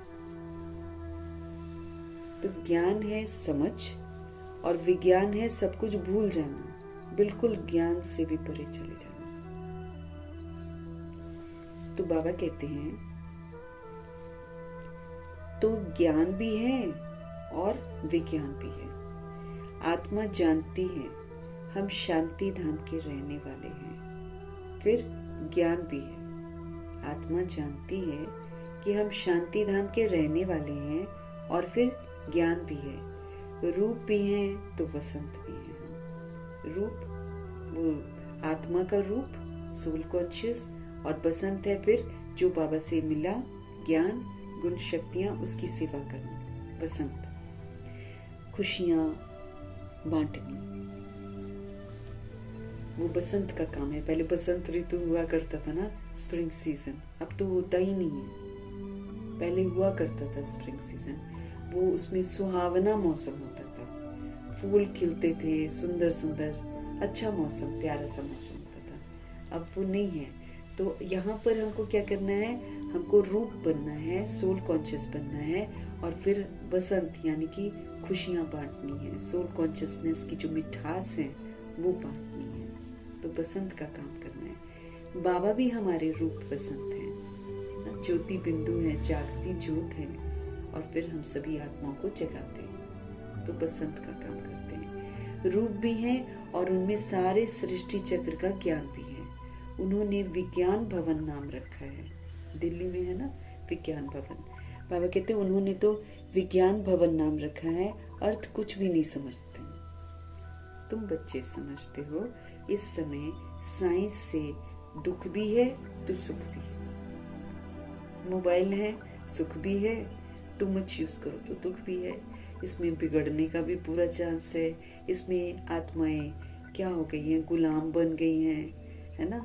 सारे घर में सारे मेंबर्स के पास मोबाइल होता है, सारे अपने अपने मोबाइलों में गुम रहते हैं। आप एक साथ जैसे पहले खेलते थे बाहर बच्चे मिलकर, है ना, अब ये सारा खेल जो है मोबाइलों पर होता है। तो नुकसान भी ये बहुत करता है। ये इंसान को बिल्कुल कमज़ोर बनाता है। इंसान अपनी शक्तियों को यूज़ करना बंद कर देता है। बॉडी एक ही जगह बैठी है, एक ही जगह सब कुछ देखती है, अपने सोचने की जो क्षमता है वो खत्म हो जाती है। पहले देखो हम लोगों को मोबाइल नंबर्स वगैरह या कोई भी फ़ोन नंबर वगैरह जब शुरू हुआ था फ़ोन, तो हमको याद रहते थे नंबर। अब याद नहीं रहते, फीड किए होते हैं, हाँ, याद ही नहीं रहते हैं। और नए नए चेंज करते रहते हैं ना, तो याद ही नहीं होते। दिमाग मोबाइल खत्म कर देता है एकदम। और फिर पहले तो चलो कुछ चीजों में दिमाग लगाते थे, अब सीधे आंसर यहीं से पूछ लो सारे के सारे। बाबा कहते हैं कि यहाँ साधन बनते हैं, साइंस के साधन, ये सुख तो देते हैं लेकिन साथ में दुख भी ज्यादा लेकर आते हैं। तुम बच्चे समझते हो, इस समय साइंस से दुख है। अब जैसे एरोप्लेन है, अब इससे हम लोग बहुत सहज रीति यहाँ से वहां पहुंच सकते हैं, दूर दूर तक घंटों में पहुंच सकते हैं। लेकिन इसी बाबा कहते हैं इन्हीं एरोप्लेन से बॉम्ब्स गिराए जाएंगे तो दुख का कारण भी बन गया ना एरोप्लेन। बाबा कहते हैं साइंस से दुख भी है तो सुख भी है। वहां सुख ही सुख है सत्युग में। यहाँ है अल्पकाल का सुख। यहाँ सुख मिलता है, चीजें हम लेते हैं उससे हमको सुख मिलता है, थोड़े समय का सुख मिलता है। बाकी तो बाबा कहते दुख ही दुख है। घर में मनुष्य कितने दुखी रहते हैं, समझते हैं कहाँ मरे तो इस दुख की दुनिया से हम छूटे।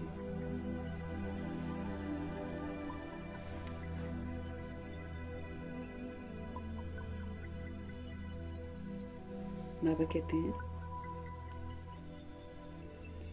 तुम बच्चे समझते हो इस समय साइंस जो है ना उससे दुख भी है तो सुख भी है। वहां सतयुग में सुख ही सुख है, यहाँ थोड़े समय का सुख है। बाकी तो बाबा कहते दुख ही दुख है। यहाँ पर तो घर में मनुष्य कितने दुखी रहते हैं, समझते हैं कहाँ मरे तो इस दुख की दुनिया से हम छूटे। कई तो ऐसे सोचते हैं, तो ऐसे ही सोचते हैं क्योंकि उनको पता नहीं है कि कर्मों के खेल हैं। पिछले जन्म में क्या किया वो याद नहीं है, और नए ये जन्म में मुलाकात होती है हिसाब किताब से, फिर दुखी परेशान होते हैं। समझते हैं कहाँ हम तो इससे अच्छा मर ही जाएं तो इस दुख की दुनिया से हम छूटे। तुम बच्चे तो जानते हो बाबा आया हुआ है हमको स्वर्गवासी बनाने के लिए। तुम बच्चे तो जानते हो शिव पिता परमात्मा आए हुए हैं हमको स्वर्गवासी बनाने के लिए। तो कितना ना हमको गदगद होना चाहिए।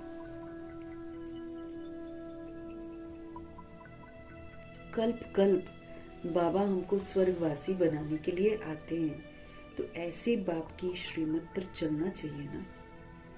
वो हमको स्वर्ग में जाने लायक बनाते हैं, तो हमको फिर ऐसे बाप की मत पर चलना चाहिए ना। बाप कहते हैं मीठे बच्चे कभी भी कोई को दुख मत दो।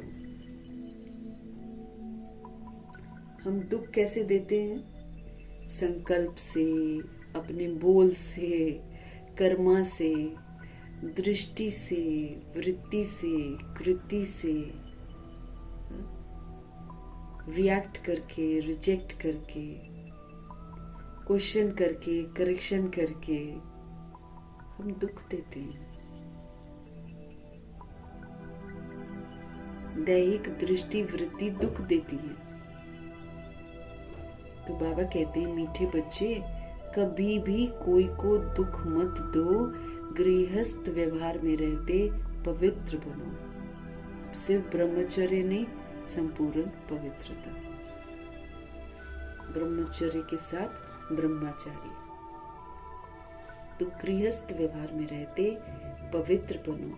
हम भाई बहन हैं, ये है प्यार का नाता, और कोई दृष्टि जा नहीं सकती। ब्रदर सिस्टर, और कोई दृष्टि जा नहीं सकती। हर एक की बीमारी अपनी अपनी है। हर एक की बीमारी अपनी अपनी है। उस अनुसार बाबा राय देते रहते हैं। पूछते हैं बाबा ये हालत होती है, इस हालत में हम क्या करें? बाबा समझाते हैं भाई बहन की दृष्टि खराब नहीं होनी चाहिए, है ना? हमारी दृष्टि खराब नहीं होनी चाहिए। अब खाली इसमें काम विकार नहीं है, हम क्रोध भी करते हैं, है ना, हम अटैचमेंट रखते हैं, सारा खराब ही काम तो हम करते हैं। बाबा समझाते हैं भाई बहन की दृष्टि खराब नहीं होनी चाहिए, कोई भी झगड़ा ना हो। मैं तुम आत्माओं का बाप हूं ना, तो सिर्फ कामनाएं नहीं, क्रोध भी है, अटैचमेंट भी है, अहंकार भी है, ईर्ष्या है, द्वेष है, ये सारा दृष्टि खराब है। ये अगर हमको ईर्ष्या द्वेष किसी से होता है, बदले की भावना होती, तो दृष्टि खराब है ना। तो हम सारे ब्रदर सिस्टर हैं जब तक हम बॉडी में हैं, तो हमारी दृष्टि खराब नहीं होनी चाहिए किसी के प्रति में। कोई भी झगड़ा नहीं होना चाहिए। मैं तुम आत्माओं का बाप हूं ना, शिव बाबा ब्रह्मा तन से बोल रहे हैं। प्रजापिता ब्रह्मा बच्चा हुआ शिव बाबा का, साधारण तन में ही तो बाबा आते हैं ना। विष्णु तो हुआ सतयुग का। बाप कहते हैं मैं इनमें प्रवेश कर नई दुनिया रचने के लिए आया हूं। बाबा पूछते हैं तुम विश्व के महाराजा महारानी बनेंगे? बाबा पूछते हैं तुम विश्व के महाराजा महारानी बनेंगे? हाँ बाबा, क्यों नहीं बनेंगे? हाँ, इसमें पवित्र रहना पड़ेगा, है ना। मन वचन कर्म की, दृष्टि की पवित्रता चाहिए। मनसा वाचा कर्मणा, दृष्टि वृत्ति कृति सब पवित्र चाहिए। तो बाबा कहते हैं इसमें पवित्र रहना पड़ेगा। ये तो मुश्किल है। कोई कहता है अरे तुमको विश्व का मालिक बनाते हैं, तुम पवित्र नहीं रह सकते हो। अगर कोई कहता है कि ऐसा रहना मुश्किल है, तो बाबा ऐसे बच्चों से पूछते हैं कि तुमको विश्व का मालिक बनाते हैं, तुम पवित्र नहीं रह सकते हो, तुमको लज्जा नहीं आती है? गंदा काम करेंगे, वरना वो कहते मुश्किल है, मतलब वो भगवान को कह रहे हैं कि हम गंदा काम करेंगे। तो बाबा कहते तुमको लज्जा नहीं आती है? लौकिक बाप भी समझाते हैं ना, गंदा काम मत करो। जब हम शरीर के माँ बाप के रोल में आते हैं तो हम लोग बोलते हैं ना गंदे काम मत करो, जबकि वो हो नहीं पाता है क्योंकि सभी गंदे काम कर रहे होते हैं। इस विकार पर ही तो विघ्न पड़ते हैं। बाबा इस काम विकार को जीतने के लिए बोलते हैं, इसी में सब लोग ऑब्जेक्शन करते हैं। तो इस विकार पर ही बाबा कहते विघ्न पड़ते हैं। शुरू से लेकर इसी पर हंगामा चलता है। सबने विरोध इस काम विकार की वजह से ही किया है। बाबा कहते हैं मीठे बच्चों, अब इस पर तुम जीत पहनो। अब काम विकार पर जीत पहनो, इसको कभी भी यूज नहीं करो। मैं आया हूं तुमको पवित्र बनाने के लिए, अब तुम इस पर जीत पहनो। मैं हूं तुम्हारे साथ, मैं तुमको पवित्र बनाने के लिए आया हूं, तुम इस पर जीत पहनो। तुम बच्चों को राइट रॉन्ग, अच्छा बुरा सोचने की बुद्धि अब मिली हुई है। अब हमको बाबा ने बताया है राइट क्या है, रॉन्ग क्या है, अच्छा क्या है, बुरा क्या है, इसकी बुद्धि अब मिली हुई है। ये लक्ष्मी नारायण है एम ऑब्जेक्ट। स्वर्गवासियों में दैवी गुण है और नरकवासियों में अवगुण है। ये अंतर है। जो स्वर्ग में रहती हैं सोल्स, उनमें दैवी गुण है, और जो नरक में रहते हैं उनमें अवगुण है। अभी रावण का राज्य चल रहा है। ये भी कोई समझ नहीं पाते कि ये रावण का राज्य है। रावण को हर वर्ष जलाते हैं। दुश्मन है इसीलिए जलाते ना, राम को तो नहीं जलाते। तो रावण को हर वर्ष जलाते हैं, दुश्मन है ना, जलाते ही आते हैं, जलाते ही आते हैं। और देखो बनाते क्या है, एफिजी, पुतला बनाते हैं, क्योंकि वो ऐसा स्थूल रूप है ही नहीं। रावण ऐसे 10 सिर वाला कोई राजा है ही नहीं है, इसीलिए उसकी एफिजी बनती है, पुतला बनता है। लेकिन ये भी कोई समझ न सके कि उसको क्यों जलाया जाता है। बस दुश्मन समझते हैं उसको, जलाते ही आते हैं, जलाते ही और बड़ा बनाते जाते हैं। आज तक रावण मरा ही नहीं है, क्योंकि रावण अच्छी तरह सबके अंदर प्रवेश कर गया है। ये बड़ा सूक्ष्म है, ये हम आत्माओं की बुद्धि में प्रवेश करता है, इसलिए ये मरता नहीं है। ये तो अभी हम समझ से जब इसको बहुत समय तक यूज नहीं करेंगे तब ये मरेगा, अदरवाइज नहीं मर पाएंगे। घुस जाता बहुत जबरदस्त तरीके से।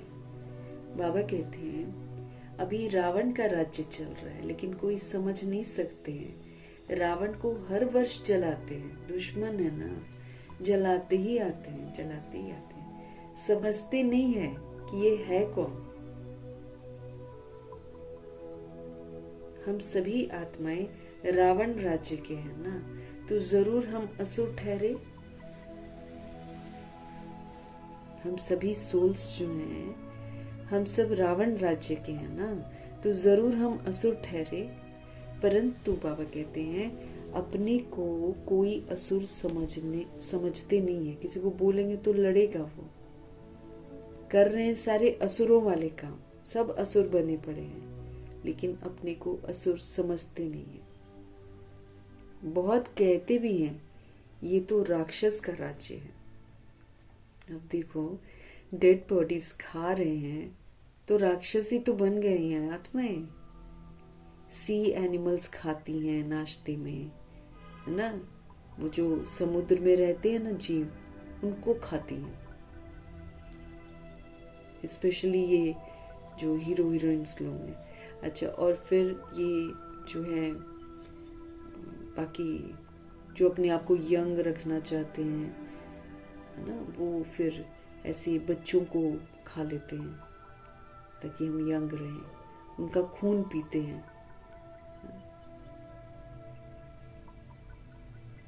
ये राक्षस राज्य है, कुछ लोग बोलते हैं, लेकिन कैसे नहीं मालूम है।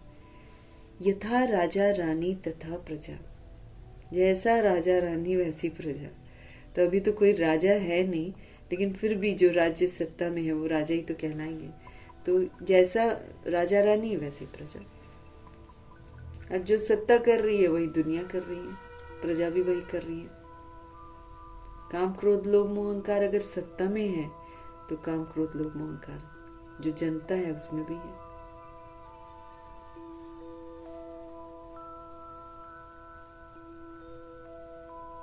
परंतु इतनी भी समझ नहीं है। बाप बैठ समझाते हैं राम राज्य अलग होता है, रावण राज्य अलग होता है। रावण राज्य के लिए तो बोलते हैं अंधेर नगरी चौपट राजा। यथा राजा रानी तथा प्रजा, परंतु इतनी भी समझ नहीं है। बाप बैठकर समझाते हैं राम राज्य अलग होता है और रावण का राज्य अलग होता है। अभी तुम सर्वगुण संपन्न,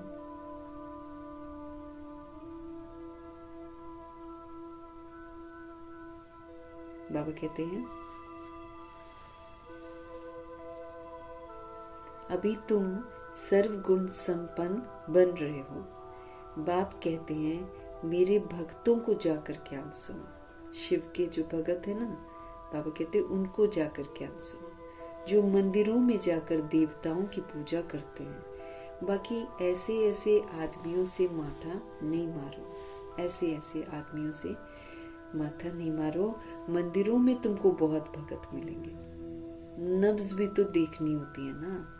डॉक्टर लोग देखने से ही झट बता देते हैं कि इनको क्या बीमारी है। दिल्ली में एक अजमल खान वैद्य मशहूर था। बाप तो तुमको 21 जन्मों के लिए एवर हेल्दी वेल्दी बनाते हैं।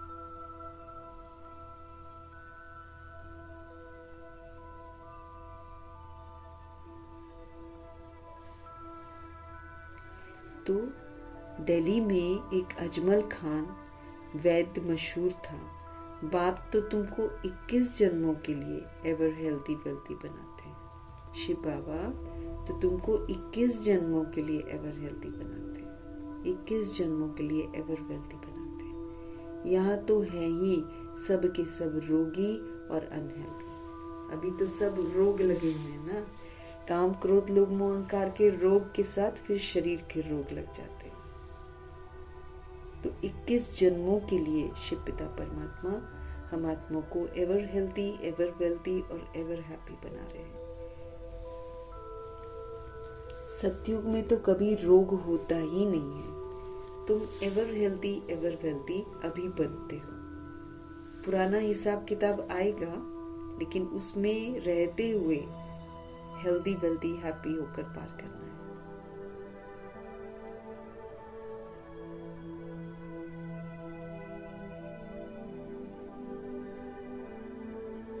तो अभी हमको हेल्थ, वेल्थ, हैप्पीनेस का वर्षा मिलता है। बाबा कहते हैं तुम एवर हेल्थी वेल्थी बनते हो, तुम अपने योग के बल से कर्म इंद्रियों पर विजय पा लेते हो। योग की ताकत आती है ना, तो तुम अपने योग बल से कर्म इंद्रियों पर विजय पा लेते हो। तुम्हें ये कर्म इंद्रियां कभी धोखा नहीं दे सकती हैं। अगर हमने उस पर विजय प्राप्त कर ली है तो फिर ये कर्म इंद्रियां कभी धोखा नहीं दे सकती हैं। वो आपका टाइम नहीं वेस्ट करवाएंगी उल्टा काम करने में, देखने में, सुनने में, है ना। समय अनमोल है ना। तो बाबा कहते हैं कर्म इंद्रियां जो हैं, जब योग के बल से आप जीत लेते हो उनको, तो फिर वो कभी भी धोखा नहीं दे सकती। ये नहीं कि आपको दिखवा दे उल्टी सीधी चीजें और बाद में आपको दिमाग में आए कि मुझे देखना नहीं था।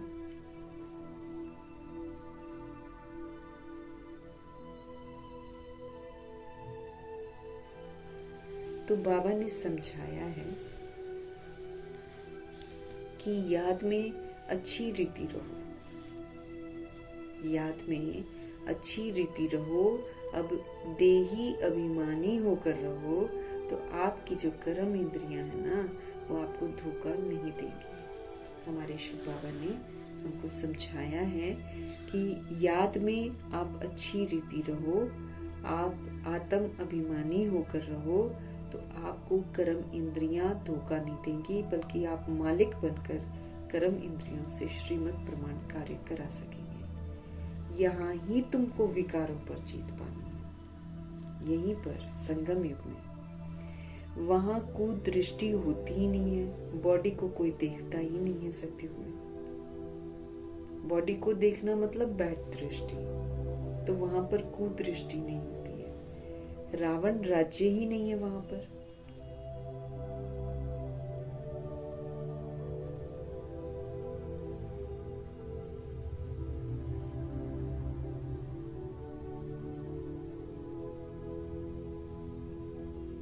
बाबा कह रहे हैं तुम विकारों पर अभी यहाँ पर जीत पाते हो और वहां पर फिर कुदृष्टि होती नहीं है। रावण का राज्य ही नहीं है वहां, वो है ही अहिंसक देवी देवताओं का धर्म। वो अहिंसक है, वहां पर देवी देवताओं का धर्म है, पवित्रता का धर्म है। लड़ाई वहां पर बिल्कुल नहीं होती है। ये लड़ाई भी अंतिम लगनी है। जो भी कलयुग की लड़ाई है, ये अंतिम लड़ाई है। पहले फर्स्ट वर्ल्ड वॉर हुआ है, फिर सेकेंड वर्ल्ड वॉर भी हुआ है, अब ये थर्ड वर्ल्ड वॉर है, ये अंतिम है। तो ये लड़ाई भी अंतिम लगनी है। इनसे स्वर्ग का द्वार खोलना है। इनसे क्या खुलेगा? स्वर्ग का द्वार खुलेगा। फिर कभी लड़ाई लगती ही नहीं है। यज्ञ भी ये लास्ट है। ये जो रुद्र ज्ञान अविनाशी यज्ञ है ना, ये भी बस लास्ट है। फिर आधा कल्प तो कोई यज्ञ होगा ही नहीं। इसी में सारा किचड़ा स्वाहा हो जाएगा।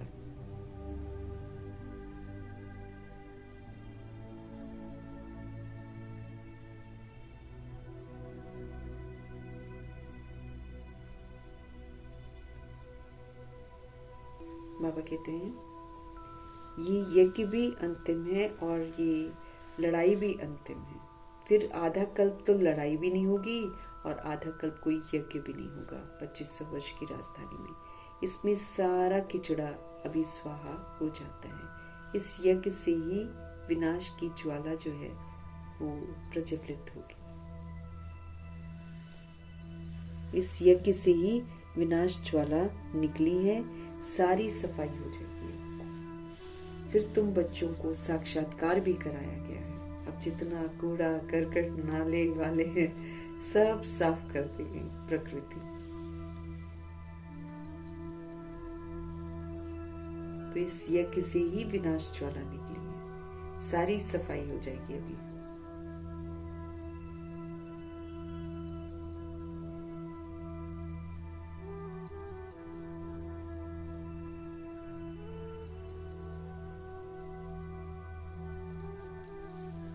तो तो बाबा कहते हैं इस यज्ञ से ही विनाश ज्वाला निकली है, अब सारी सफाई हो जाएगी। फिर तुम बच्चों को साक्षात्कार भी कराया गया है। वहाँ के शुभी रस आदि भी बहुत स्वादिष्ट फर्स्ट क्लास चीजें होती हैं, है ना।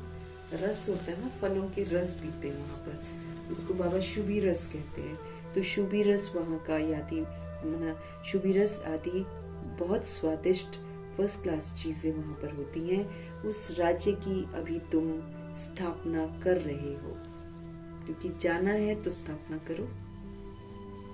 अगर हमको नई दुनिया में जाना है तो नई स्मृतियों के साथ, नए संस्कारों के साथ नई दुनिया बनाने में पूरा मददगार बनना है।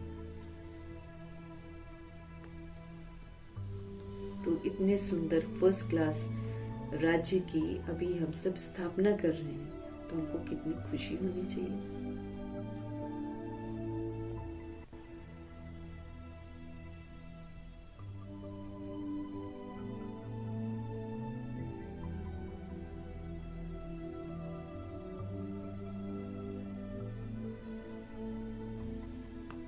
तो वहाँ के शुभिरस आदि भी बहुत स्वादिष्ट फर्स्ट क्लास चीजें होती हैं। उस राज्य की अभी तुम स्थापना कर रहे हो, तो तुमको तो कितनी खुशी होनी चाहिए। तुम्हारा नाम भी है शिव शक्ति, भारत माताएं। शिव से तुम शक्ति लेते हो। कैसे लेंगे शक्ति? बाबा कहते हैं याद से, सिर्फ याद से। धक्के खाने की भी कोई बात नहीं है। वो समझते हैं जो भक्ति नहीं करते हैं ना, वो नास्तिक है। अब तुम कहते हो कि जो बाप और रचना को नहीं जानते हैं वो नास्तिक है, भगवान को ही नहीं जानते। दुनिया वाले भक्ति जो करते हैं वो ये बोलते हैं कि जो भक्ति नहीं करते हैं ना वो नास्तिक है। और बाबा से हमको समझ मिलती है तो जो बाप और रचना को नहीं जानते हैं वो नास्तिक है। तुम अभी आस्तिक बने हो।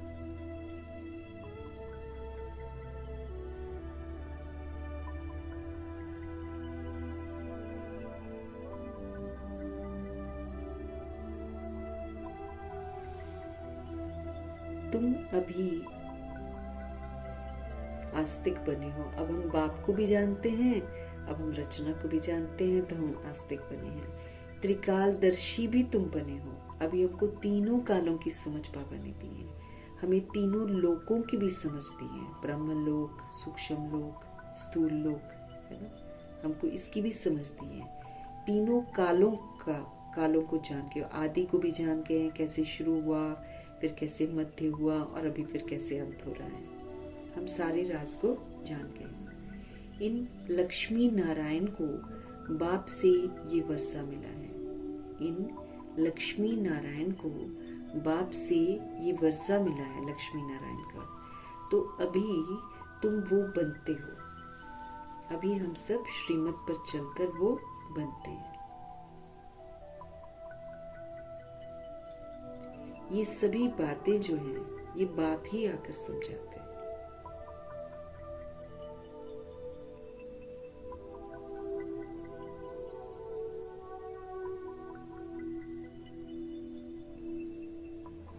तो इन लक्ष्मी नारायण को बाप से ये वर्षा मिलता है। अभी तुम ये बनते हो, ये सब बातें बाप ही आकर समझाते हैं। शिव बाबा खुद कहते हैं कि मैं इनमें प्रवेश करके समझाता हूँ, नहीं तो मैं तो निराकार हूँ, मैं कैसे समझाऊँ। प्रेरणा से पढ़ाई तो होती है क्या? नहीं हो सकती है। इंस्पायर करेंगे और दूसरा पढ़ना शुरू कर देगा, ऐसा तो नहीं होता। पढ़ाने के लिए तो मुख चाहिए ना। गौमुख तो ये है ना ब्रह्मा जी। फिर ये जो ज्ञान सुनते हैं, फिर उसको उगाड़ते हैं, उसका विचार सागर मंथन करते हैं, फिर हमारे लिए और भी सरल करते हैं। तो बाबा कहते हैं पढ़ाने के लिए मुझे मुख तो चाहिए, तो गौमुख तो ये है ब्रह्मा जी का मुख। ये बड़ी मम्मा है ना, ये ह्यूमन माता है। बाप कहते हैं मैं इनके द्वारा तुम बच्चों को सृष्टि की शुरुआत का, सृष्टि के मध्य का और सृष्टि के अंत का राज समझाता हूँ।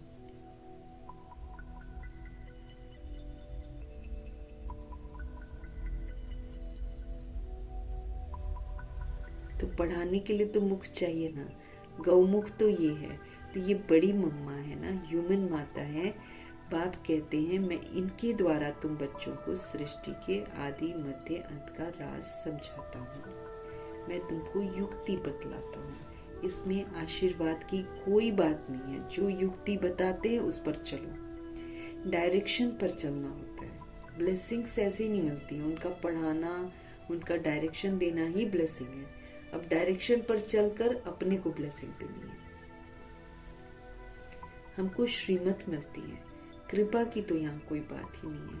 कहते हैं बाबा हम घड़ी घड़ी भूल जाते हैं आपको, इसलिए आप कृपा करो। अरे बाबा कहते हैं ये तो तुम्हारा काम है याद करना,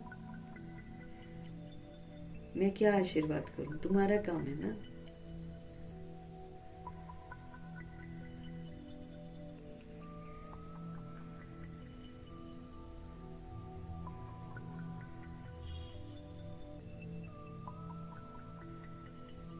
तो बाबा कह रहे हैं श्रीमत मिलती है हमको, डायरेक्शंस मिलते हैं हमको, यहाँ पर कृपा की कोई बात नहीं है। कहते हैं बाबा घड़ी घड़ी भूल जाते हैं, कृपा करो। अरे ये तो तुम्हारा काम है याद करना, मैं इसमें क्या कृपा करूंगा। हमारे लिए तो सभी बच्चे हैं, मैं कृपा करूं तो फिर सभी तख्त पर बैठ जाएंगे, है ना। तख्त तो कमाना है ना हमको। बाबा कहते हैं अगर मैं कृपा करूं तो सभी के सभी तख्त पर बैठ जाएंगे, क्योंकि बाबा तो सबके लिए एक जैसा करेंगे। ये तुम्हारा काम है याद करना, मैं क्या कृपा करूंगा। हमारे लिए तो सभी बच्चे हैं, कृपा करूं तो सभी तख्त पर बैठ जाएं। मर्तबा तो पढ़ाई के अनुसार मिलता है ना। आपने कितनी पढ़ाई करी, आपने कितना पढ़ाई को अमल में आप लाए, कितनी आपने धारणाएं करी, उसके अनुसार मिलता है ना मर्तबा। पढ़ना तो बाबा कहते तुमको है, पुरुषार्थ करते रहो। मोस्ट बिलवेड बाप को याद करना है। हमें क्या करना है, मोस्ट बिलवेड बाप जो है हमारा, उनको हमको याद करना है। पतित आत्मा वो तो वापस जा नहीं सकती है। कोई भी पतित सोल जो रह जाएगी वो वापस जा नहीं सकती है। बाप कहते हैं जितना तुम याद करेंगे तो याद करते करते ही आप पावन बन जाएंगे। पावन आत्मा फिर यहाँ रह नहीं सकेगी। पवित्र बने तो फिर शरीर नया चाहिए। पवित्र आत्मा को शरीर इम्प्योर मिले ये तो लॉ ही नहीं है। अगर सोल प्योर हो गई है तो उसको बॉडी प्योर मिलेगी। जैसे मम्मा बाबा पवित्र बन के, ड्रामा इतना बाकी था, अभी संगम युग इतना बाकी था, लेकिन वो रह ही नहीं सकते थे ना फिर पतित बॉडी में, क्योंकि सोल प्योर हो गई थी। सोल प्योर हो गई, उसने शरीर छोड़ दिया। तो पवित्र आत्मा को फिर शरीर इम्प्योर मिले ये तो लॉ नहीं है, उसको तो फिर प्योर शरीर मिलता है। सन्यासी भी विकार से ही तो जन्म लेते हैं। ये देवताएं जो है ना, ये विकार से जन्म नहीं लेते, ये तो संकल्पों के योग बल से ये नीचे आ जाते हैं। तो बाबा कहते बाकी सन्यासी ले लो, पवित्र रहते हैं लेकिन विकार से ही पैदा होते हैं। तो बाद में वैराग आता है तो छोड़ देते हैं। क्यों? क्योंकि वो तो गृहस्थियों से ही खाते हैं, गृहस्थियों से ही लेते हैं, इसलिए उनका हिसाब किताब गृहस्थियों से बन जाता है। सन्यासी भी विकार से जन्म लेते हैं ना। तो ये देवताएं जो हैं विकार से जन्म नहीं लेते हैं जो फिर इनको सन्यास करना पड़े। ये तो ऊंच ठहरे ना। सच्चे सच्चे महात्मा ये हैं जो सदैव ही संपूर्ण निर्विकारी हैं। इनको बोलते हैं सच्चा महात्मा, देवी देवताओं को। क्योंकि सच्चे सच्चे महात्मा ये हैं, ये सदैव संपूर्ण निर्विकारी हैं। वहाँ रावण का राज्य ही नहीं है ही वो सतो प्रधान राम राज्य है। वो सतो प्रधान राम राज्य है। वास्तव में राम भी कहना नहीं चाहिए, शिव बाबा है ना। इनको कहा जाता है राजस्व, अश्वमेध, अविनाशी, रुद्र, ज्ञान, यज्ञ। रुद्र शिव बाबा समझ का यज्ञ रचते, इसमें आग वाग नहीं चलानी है, इसमें समझ देते हैं। ये यज्ञ है जिसमें हम अपने कर्म इंद्रियों को, अश्व को है ना, नियंत्रण में करके श्रीमत प्रमाण चलकर सारी बुराइयों को स्वाहा करते हैं। और राजस्व है, भगवान हमको राजा बनाते हैं। स्वराज्य अधिकारी जब हम बनते हैं तब ये अश्व रूपी घोड़ा जो है ना, इसको हम नियंत्रण में करते हैं। और शरीर रूपी घोड़ा, कर्म इंद्रियां, ये सारी हम कंट्रोल करते हैं। और फिर श्रीमत प्रमाण चलकर फिर सब कुछ पुराना जो है उसको स्वाहा करते हैं। ये अविनाशी ज्ञान यज्ञ है। इसमें से जो भी हम प्रारब्ध बनाते हैं उसका कभी विनाश नहीं होता। तो राजस्व अश्वमेध अविनाशी रुद्र ज्ञान यज्ञ है। ये रुद्र व शिव एक ही है। श्री कृष्ण को तो नाम नहीं है, शिव बाबा आकर ज्ञान सुनाते हैं। श्री कृष्ण का तो नाम नहीं है ज्ञान सुनाने में, शिव बाबा ज्ञान सुनाते हैं। वो फिर रुद्र यज्ञ रच लेते हैं। तो क्या करते हैं वो लोग, मिट्टी के लिंग बनाते हैं, शालिग्राम बनाते हैं, पूजा करते हैं और फिर सारे शालिग्राम को तोड़ देते हैं। ऐसे जैसे बाबा देवियों का मिसाल बताते हैं। देवियों को इतना सजाएंगे, इतना खिलाएंगे पिलाएंगे, पूजा करेंगे, फिर उसको डुबो देते हैं। वैसे शिव बाबा और शालिग्रामों को भी बड़े प्रेम से, बड़ी शुद्धि से पूजा करते हैं, फिर खलास कर देते, तोड़ देते हैं। ये है सारा भक्ति का विस्तार। अभी बाप बच्चों को समझाते हैं कि जितना बाप की याद में रहेंगे उतना हम खुशी में रहेंगे। जितना बाबा को याद करेंगे उतना हम खुशी में रहेंगे। रात्रि को रोज अपना पोता मेल देखना चाहिए। कुछ भूल तो नहीं की हमने, अपना कान पकड़ लेना चाहिए। बाबा आज हमसे ये भूल हुई, हमें क्षमा करना। क्षमा मिलती नहीं है लेकिन बोलना तो जरूर है ना। बाबा कहते हैं सच लिखेंगे ना तो फिर आधा पाप कट जाएगा, लेकिन बार बार एक ही गलती करेंगे तो फिर नहीं कटता ना। एक बार गलती हुई तो ठीक है, बाबा को बोल दिया तो आधा कट जाता है। बाप तो बैठा है ना, अपना कल्याण करना अगर चाहते हो तो फिर श्रीमत पर चलो। अगर आप अपना कल्याण करना चाहते हो तो श्रीमत पर चलो। पोता मेल रखने से बहुत उन्नति होगी। खर्चा तो कुछ है नहीं, एक रजिस्टर रखना है बस, एक पेन चाहिए। बाबा कहते खर्चा तो कोई है नहीं, है ना। तो पोता मेल रखने से बहुत उन्नति होगी, खर्चा तो कुछ नहीं है। ऊंच मर्तबा पाना है तो फिर हमको मनसा वाचा कर्मणा कोई को भी दुख नहीं देना है। सूक्ष्म है ये। संकल्प भी शुभ हो, बोल भी हमारे शुभ हो, कर्म भी हमारे सुखदायी हो, ध्यान रखना। अगर कोई कुछ हमको कहता है तो हमको सुना अनसुना कर देना है, लेकिन हमको किसी को बुरा नहीं बोलना। ये मेहनत हमको करनी है। बाप आते ही हैं तुम बच्चों का दुख दूर कर सदा के लिए आपको सुख देने के लिए तो बाबा आते हैं। तो बच्चों को भी तो फिर ऐसा बनना है ना। बच्चे ही तो फिर दुख हरता सुख करता, मास्टर दुख हरता सुख करता बनकर दूसरी सोल्स को दुखों से मुक्त कर परमात्मा से जोड़ेंगे, है ना।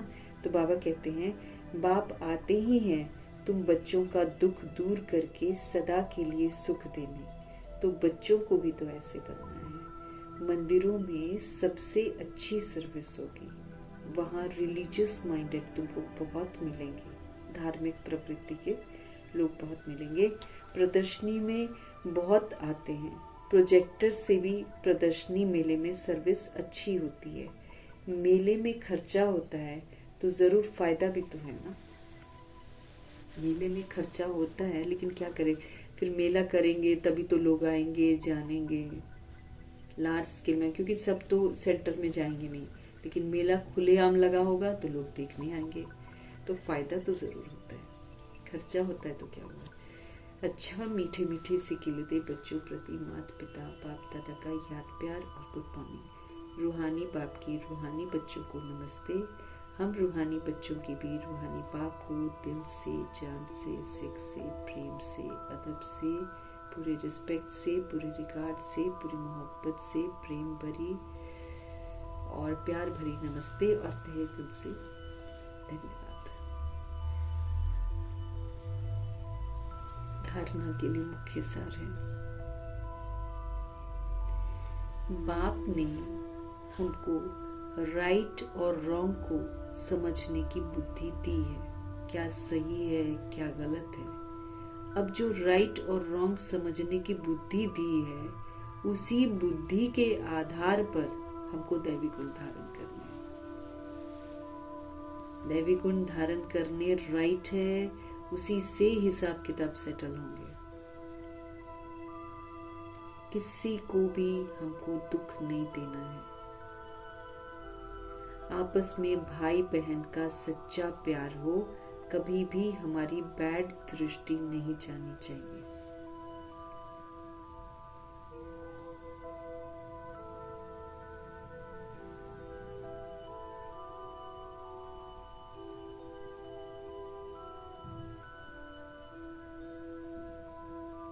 तो बाप ने राइट रॉन्ग इसको समझने की हमको बुद्धि दी है, उसी बुद्धि के आधार पर हमको दैवी गुण धारण करने हैं। हमें किसी को भी दुख नहीं देना है। आपस में भाई बहन का सच्चा प्यार हो, कभी भी दैहिक दृष्टि कुदृष्टि न पड़े।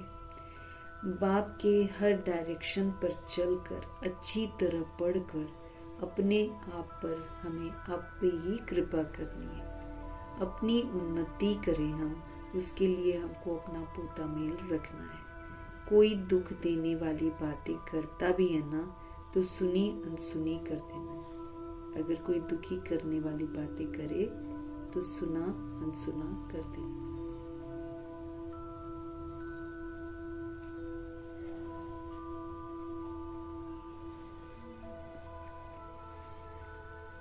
सुनी अनसुनी इसलिए करनी है क्योंकि अगर हमने रिटर्न कर दी, हिसाब किताब बन गया।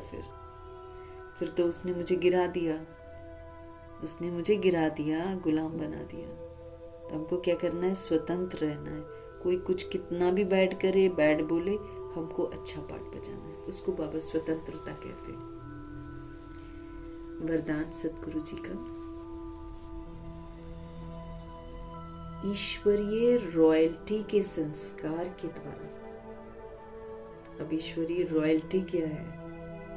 सबका कल्याण करना है, अपकारी का भी उपकार करना है, सबको क्षमा कर देना है, सब पर रहम करना है, सबको शुभ भावना शुभकामना देनी है, सभी को दुआएं देनी है।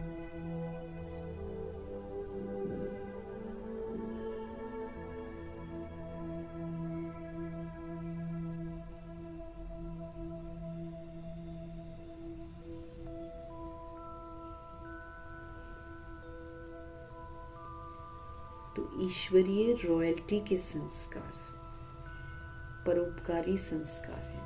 अपकारी पर भी उपकार करो, सबको प्यार करो, सबको मांगो नहीं, दो सबको, खुशियां दो, संतुष्टता दो, सुख दो, प्रेम दो। ये है ईश्वर की रॉयल्टी। तो ईश्वरीय रॉयल्टी के जो संस्कार हैं, उसके द्वारा हर एक की विशेषताओं का वर्णन करने वाले पुण्य आत्मा बाबा हमको क्या दिखाते हैं? सबके ओरिजिनल को देखो। अभी वर्तमान में क्या कोई कर रहा है मत देखो। अभी जो कर रहा है ना वो नहीं देखो, अभी तो रॉन्ग कर रहे हैं। लेकिन जो ओरिजिनल उसके सतोगुणी स्वरूप है ना, उसको देखो। उसमें विशेषताएं हैं। सभी की सभी सतोगुणी आत्माएं, सभी परम धाम निवासी, सभी परमात्मा के बच्चे। ये रियलिटी है।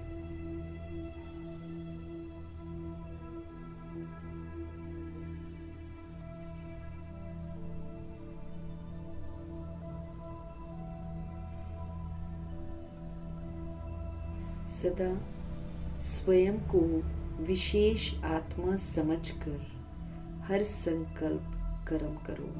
मैं विशेष आत्मा हूँ। याद रखो, बाबा कहते हैं मैं विशेष आत्मा हूँ। समझकर संकल्प करो, विशेष करो, है ना। कर्म करो, विशेष कर्म करो। क्यों? क्योंकि विशेष आत्मा हूँ।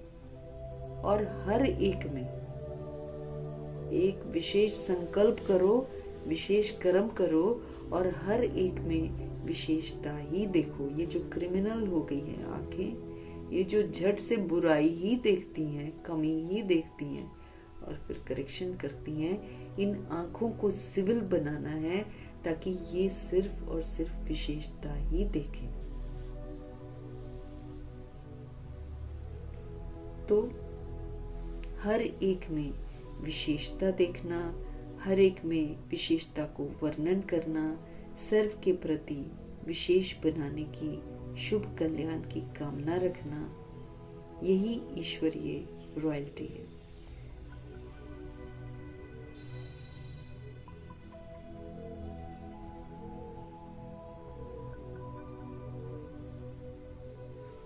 रॉयल आत्माएं दूसरे द्वारा छोड़ने वाली चीज को स्वयं में धारण नहीं कर सकती है।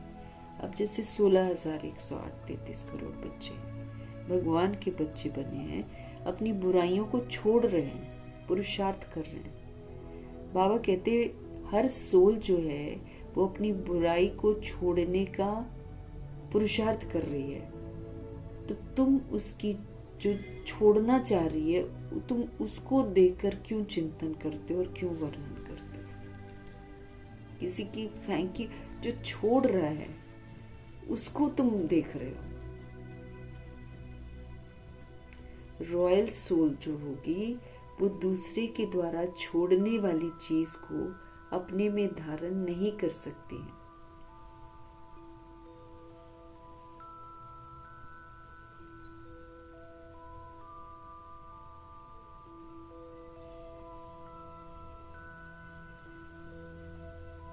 तो जो सोल्स छोड़ रही हैं अपनी बुराइयों को, तुम छोड़ने वाली चीज को खुद में धारण नहीं कर सकते हो। इसलिए सदा अटेंशन रहे कि किसी की कमजोरी, किसी का अवगुण को देखने का जो आंख है ना हमारी, उसको सदा के लिए बंद कर दो। जो हमेशा तुरंत करेक्शन, तुरंत बुराई देखेगी, वो वाली आंख जो कमजोरियों को देखती है, वो आंख जो अवगुणों को देखती है, उस आंख को तुम बंद कर दो। बाबा कहते हैं एक दो के गुणगान करो, सबको स्नेह सहयोग के पुष्पों की लेन देन करो। सबको स्नेह दो, किसको किस चीज का सहयोग चाहिए, फटाफट उसके सहयोगी बनो। इसकी तो सहयोग और स्नेह के जो पुष्प है उसकी लेन देन करो, तो क्या बन जाओगे? पुण्य आत्मा बन जाओगे।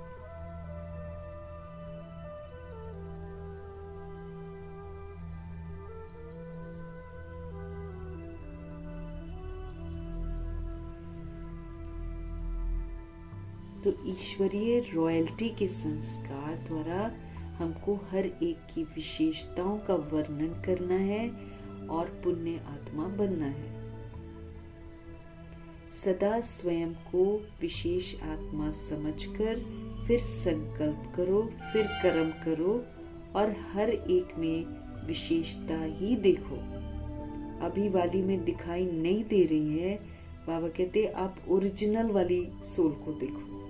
है तो वो सोल, बुराई तो उसने बाद में धारण करी है, बुराई से लेना देना नहीं है। अब वो जो असली में सोल है ना, उसकी विशेषताओं को इमर्ज करना है। तो हर एक में विशेषता देखना, उसको फिर वर्णन करना और सभी के प्रति विशेष बनाने की, शुभ कल्याण की कामना रखना, इसको ईश्वरीय रॉयल्टी बोलते हैं। विशेषता देख रहे हैं, रॉयल है। विशेष बनाने का सहयोग दे रहे हैं, रॉयल हैं। शुभ कल्याण की कामना रखते हैं, रॉयल हैं। इसको ईश्वरीय रॉयल्टी बोलते हैं। रॉयल सोल्स जो होती हैं वो दूसरे द्वारा छोड़ने वाली चीज को स्वयं में धारण नहीं कर सकती है।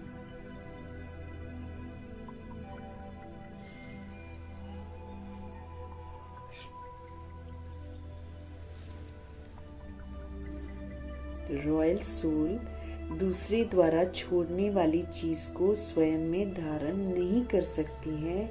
इसलिए बाबा कहते हैं सदा अटेंशन रहे कि किसी की कमजोरी, किसी के अवगुण को देखने का जो नेत्र है उसको हमेशा के लिए बंद कर देना, देखना ही नहीं है।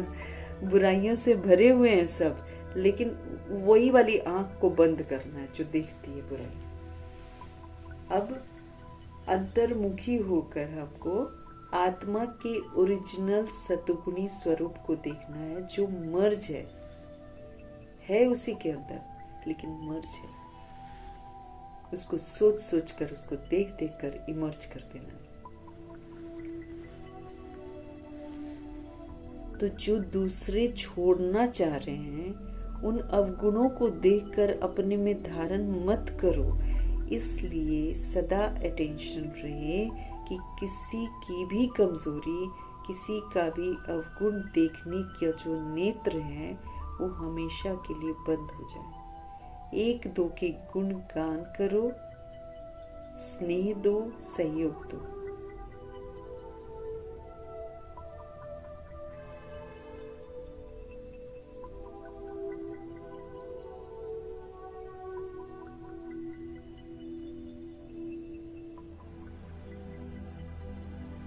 एक दो के गुण गान करो, स्नेह दो सबको, सबको सहयोग दो। ये पुष्प की लेन देन करो, स्नेह और सहयोग के पुष्पों की लेन देन करो, स्थूल नहीं सूक्ष्म। तो क्या बन जाएंगे हम? पुण्य आत्मा बन जाएंगे। बुराई देखेंगे तो फिर पाप आत्मा बन जाएंगे।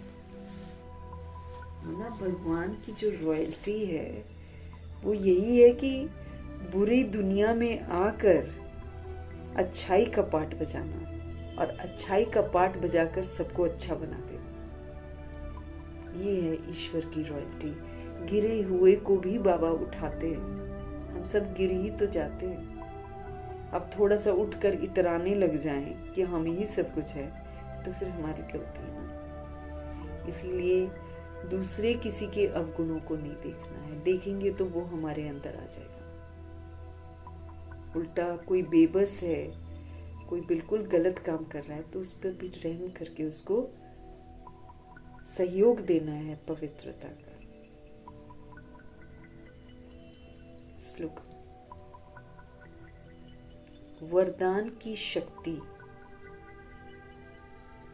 परिस्थिति रूपी आग को भी क्या कर देती है? पावन बना देती है। वरदान की जो शक्ति है ये परिस्थिति रूपी आग जो है ना उसको भी पानी बना देती है।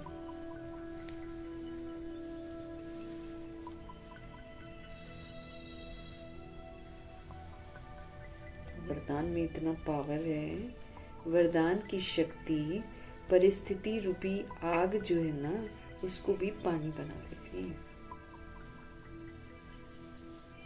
तो वरदानों को यूज करके, वरदान प्राप्त करके वरदान की शक्ति को यूज करना।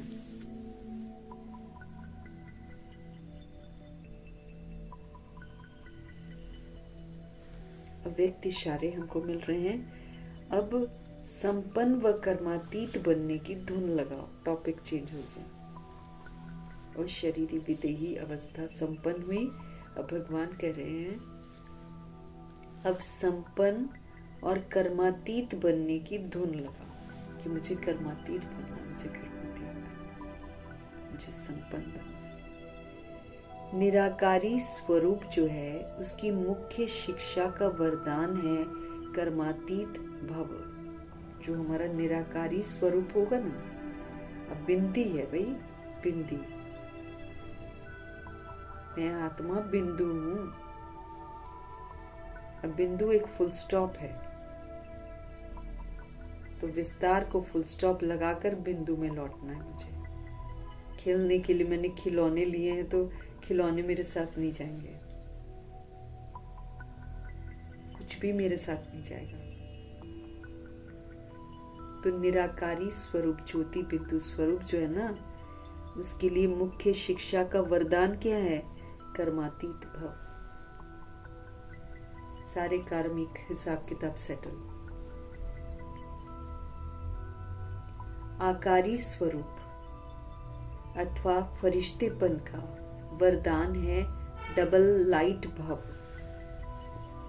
निराकारी है तो पूरा भैया अपना कार्मिक अकाउंट सारा खत्म, बिंदी है ना। और बाबा क्या बोल रहे हैं? आकारी स्वरूप यानी कि फरिश्तेपन का वरदान है डबल लाइट भव। डबल लाइट बन कर दिखाओ। फरिश्ता क्या है? कर्म योगी फरिश्ते का पाठ बजा बजा कर डबल लाइट हो जाएगा और फिर कर्मातीत बन जाएंगे। डबल लाइट अर्थात सारे कर्म बंधनों से हल्के। और फिर लाइट दो मतलब है ना, एक लाइट मतलब सारा कर्म बंधन से हल्के हो गए, और दूसरा लाइट अर्थात हमेशा फिर प्रकाश स्वरूप, हमेशा प्रकाश स्वरूप में स्थित रहने वाली।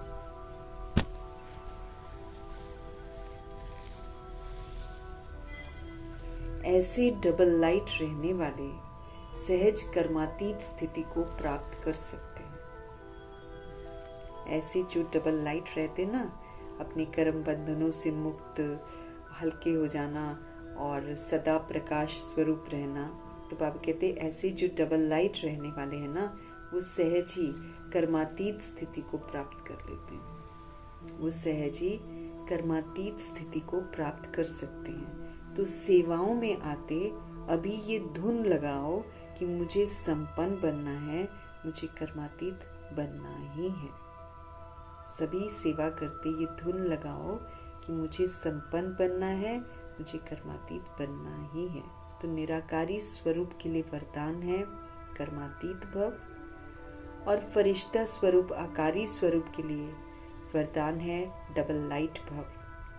डबल लाइट में जितने हमने कर्म बंधन बना रखे हैं उससे हमको हल्का होना है, और सदा प्रकाश स्वरूप यानी कि ज्ञान स्वरूप में स्थित रहना।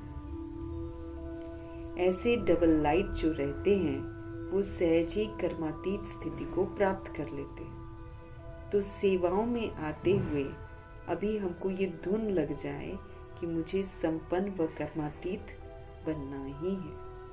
हमें ये धुन लग जाए कि मुझे संपन्न कर्मातीत मुझे बनना ही है। मुझे संपन्न व कर्मातीत बनना ही है। भगवान की सुंदर शिक्षाओं के लिए हम आत्माओं को वो पढ़ाते हैं, समझाते हैं।